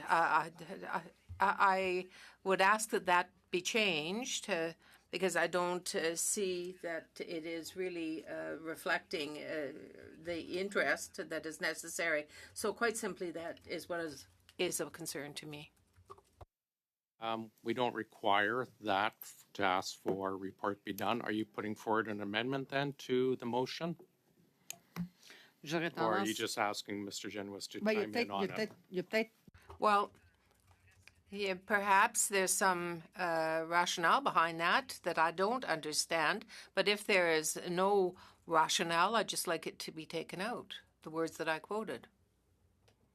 Well, we'll leave it for now, and then you can put forward an amendment if necessary. I see Mr. Genuis. Perhaps you'll address that. Then I have Ms. Atwin. Yeah, Chair, thank you, Ms. Vignola, for the question. And just to clarify that is that when in the past when this committee has made requests, other committees have made requests. The reason to refer to the House is just because it provides an opportunity for the House to pronounce on the matter, which gives added weight to it. This is what we've seen, for instance, in the case of Auditor General reports, and that's the function of the committee. Report to the House. The House can pronounce themselves on the matter, and then that allows the recommendation to carry that extra weight. Ms. Atwin? And then Mr. Kuzmirchuk. Well, thanks, Mr. Chair. Just looking at the time, I would move to adjourn. Okay. Point of order, Chair. Can I just not get well, this finished? It's a dilatory motion. So are you adjourning are you looking to adjourn the debate on the motion, or are you looking to adjourn the meeting? Adjourn the meeting. Point of order, Chair. Can you just clarify that we would have resources to continue if members wanted to continue to finish this discussion? Okay, we have to get to the vote, but we do have resources to continue. But we'll have to get to the vote, as you are aware. Mr. Jahowry. Support. Mr. Baines. Support. Mr. Sousa. Thank you. Yes. Mr. Kuzmirchuk. Support. Ms. Atwin. Support. Ms. Kusi. Against. Ms. Block. Against. Mr. Genuis. No. Madame Vignola. No. Mr. Bachrach. Opposed. 5 yeas, 5 nays. I oppose as well. We'll be back to the debate. Mr. Kuzmirchuk. Thank you, Mr. Chair. I honestly, there's two issues that I have fundamentally with this motion that's put forward. So, in essence, what we're asking the PBO to look at and utilize their scarce resources of the PBO and their office to focus on studying what is in essence a staffing agencies. And staffing agencies are it's a $10 billion it is a $10 billion sector here in Canada. There's literally hundreds of companies that secure resources, that secure assets, that their purpose, the folks that actually own these businesses, they don't actually do the work themselves, but they do recruit and assemble teams of folks that actually do work. That's their purpose. We see that in the IT sector, but we certainly see that in the healthcare sector with agency nursing. It's something that we see actually growing in usage really across the country. So I think we've missed a step here before asking the PBO to spend its resources on this particular study. I think it'd be more appropriate if we wanted to look at staffing agencies and the use of staffing agencies, that should become a part of the witnesses that we bring forward here to committee first, to study that first, and to get testimony from the staffing agencies, from the people that hire the staffing agencies, from outside commentators who have been following this issue to talk about what are the pros and cons of utilizing staffing agencies. And so, again, I don't think that I believe that there is merit in looking at this issue, but I believe that the proper venue for that is the committee first before we task the PBO for looking at this. And then the second issue that I have, I noticed the steady pattern of actually reporting what we're doing here directly to the House of Commons, and I do understand that the Conservatives have their one purpose is to slow down the work of the House of Commons and the work on delivering programs that are needed, whether it's dental care, whether it's child care, whether it's fighting climate change, whether it's debates in the House on making investments like the ones in my hometown of Windsor that brought a battery plant and 2,500 jobs. And so we know that the Conservatives consider it a win every single time that they spend time, the time of members of Parliament in the House on these motions like this one here. I mean, that is sort of their intent and their purpose.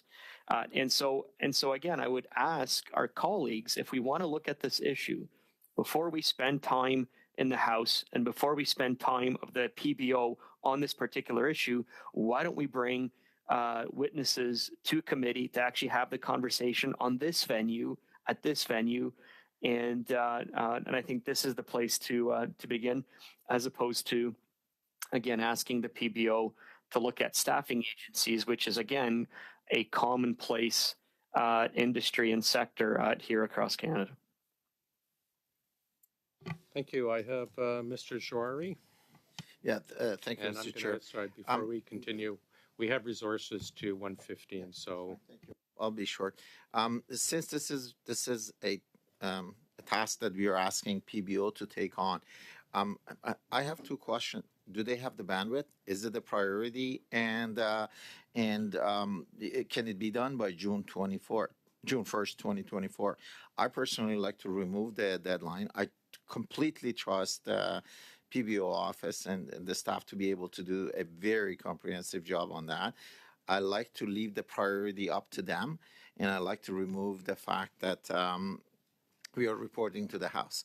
So as such, I'm moving the motion to remove the date of June 1st, 2024, as well as remove the reporting to the House and leave it up to the PBO. And I actually like to hear from PBO whether this is something that that they would be not that they would be able to do, but is it like, what does it take for them to be able to do something like this?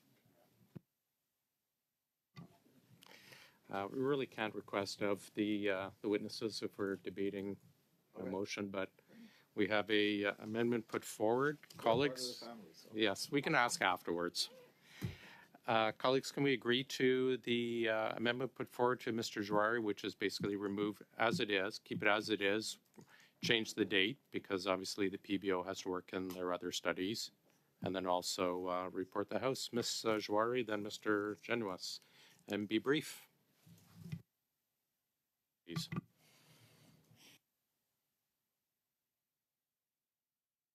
Oh, Mrs. Vignola, sorry, not Mr. Jouari. Merci.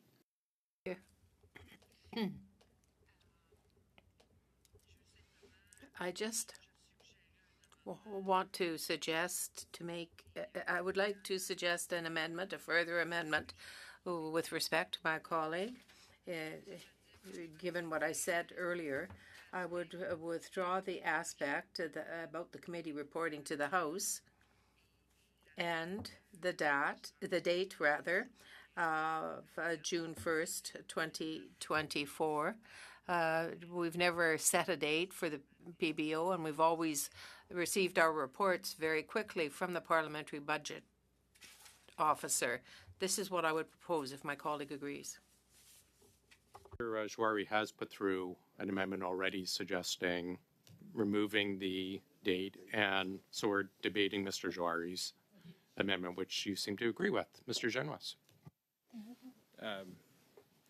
Yeah, Chair, we don't agree with the amendment, but we're happy to move forward. So if there's agreement of the committee to adopt the amendment and the main motion on division, then we can proceed. Then we're done. Wonderful.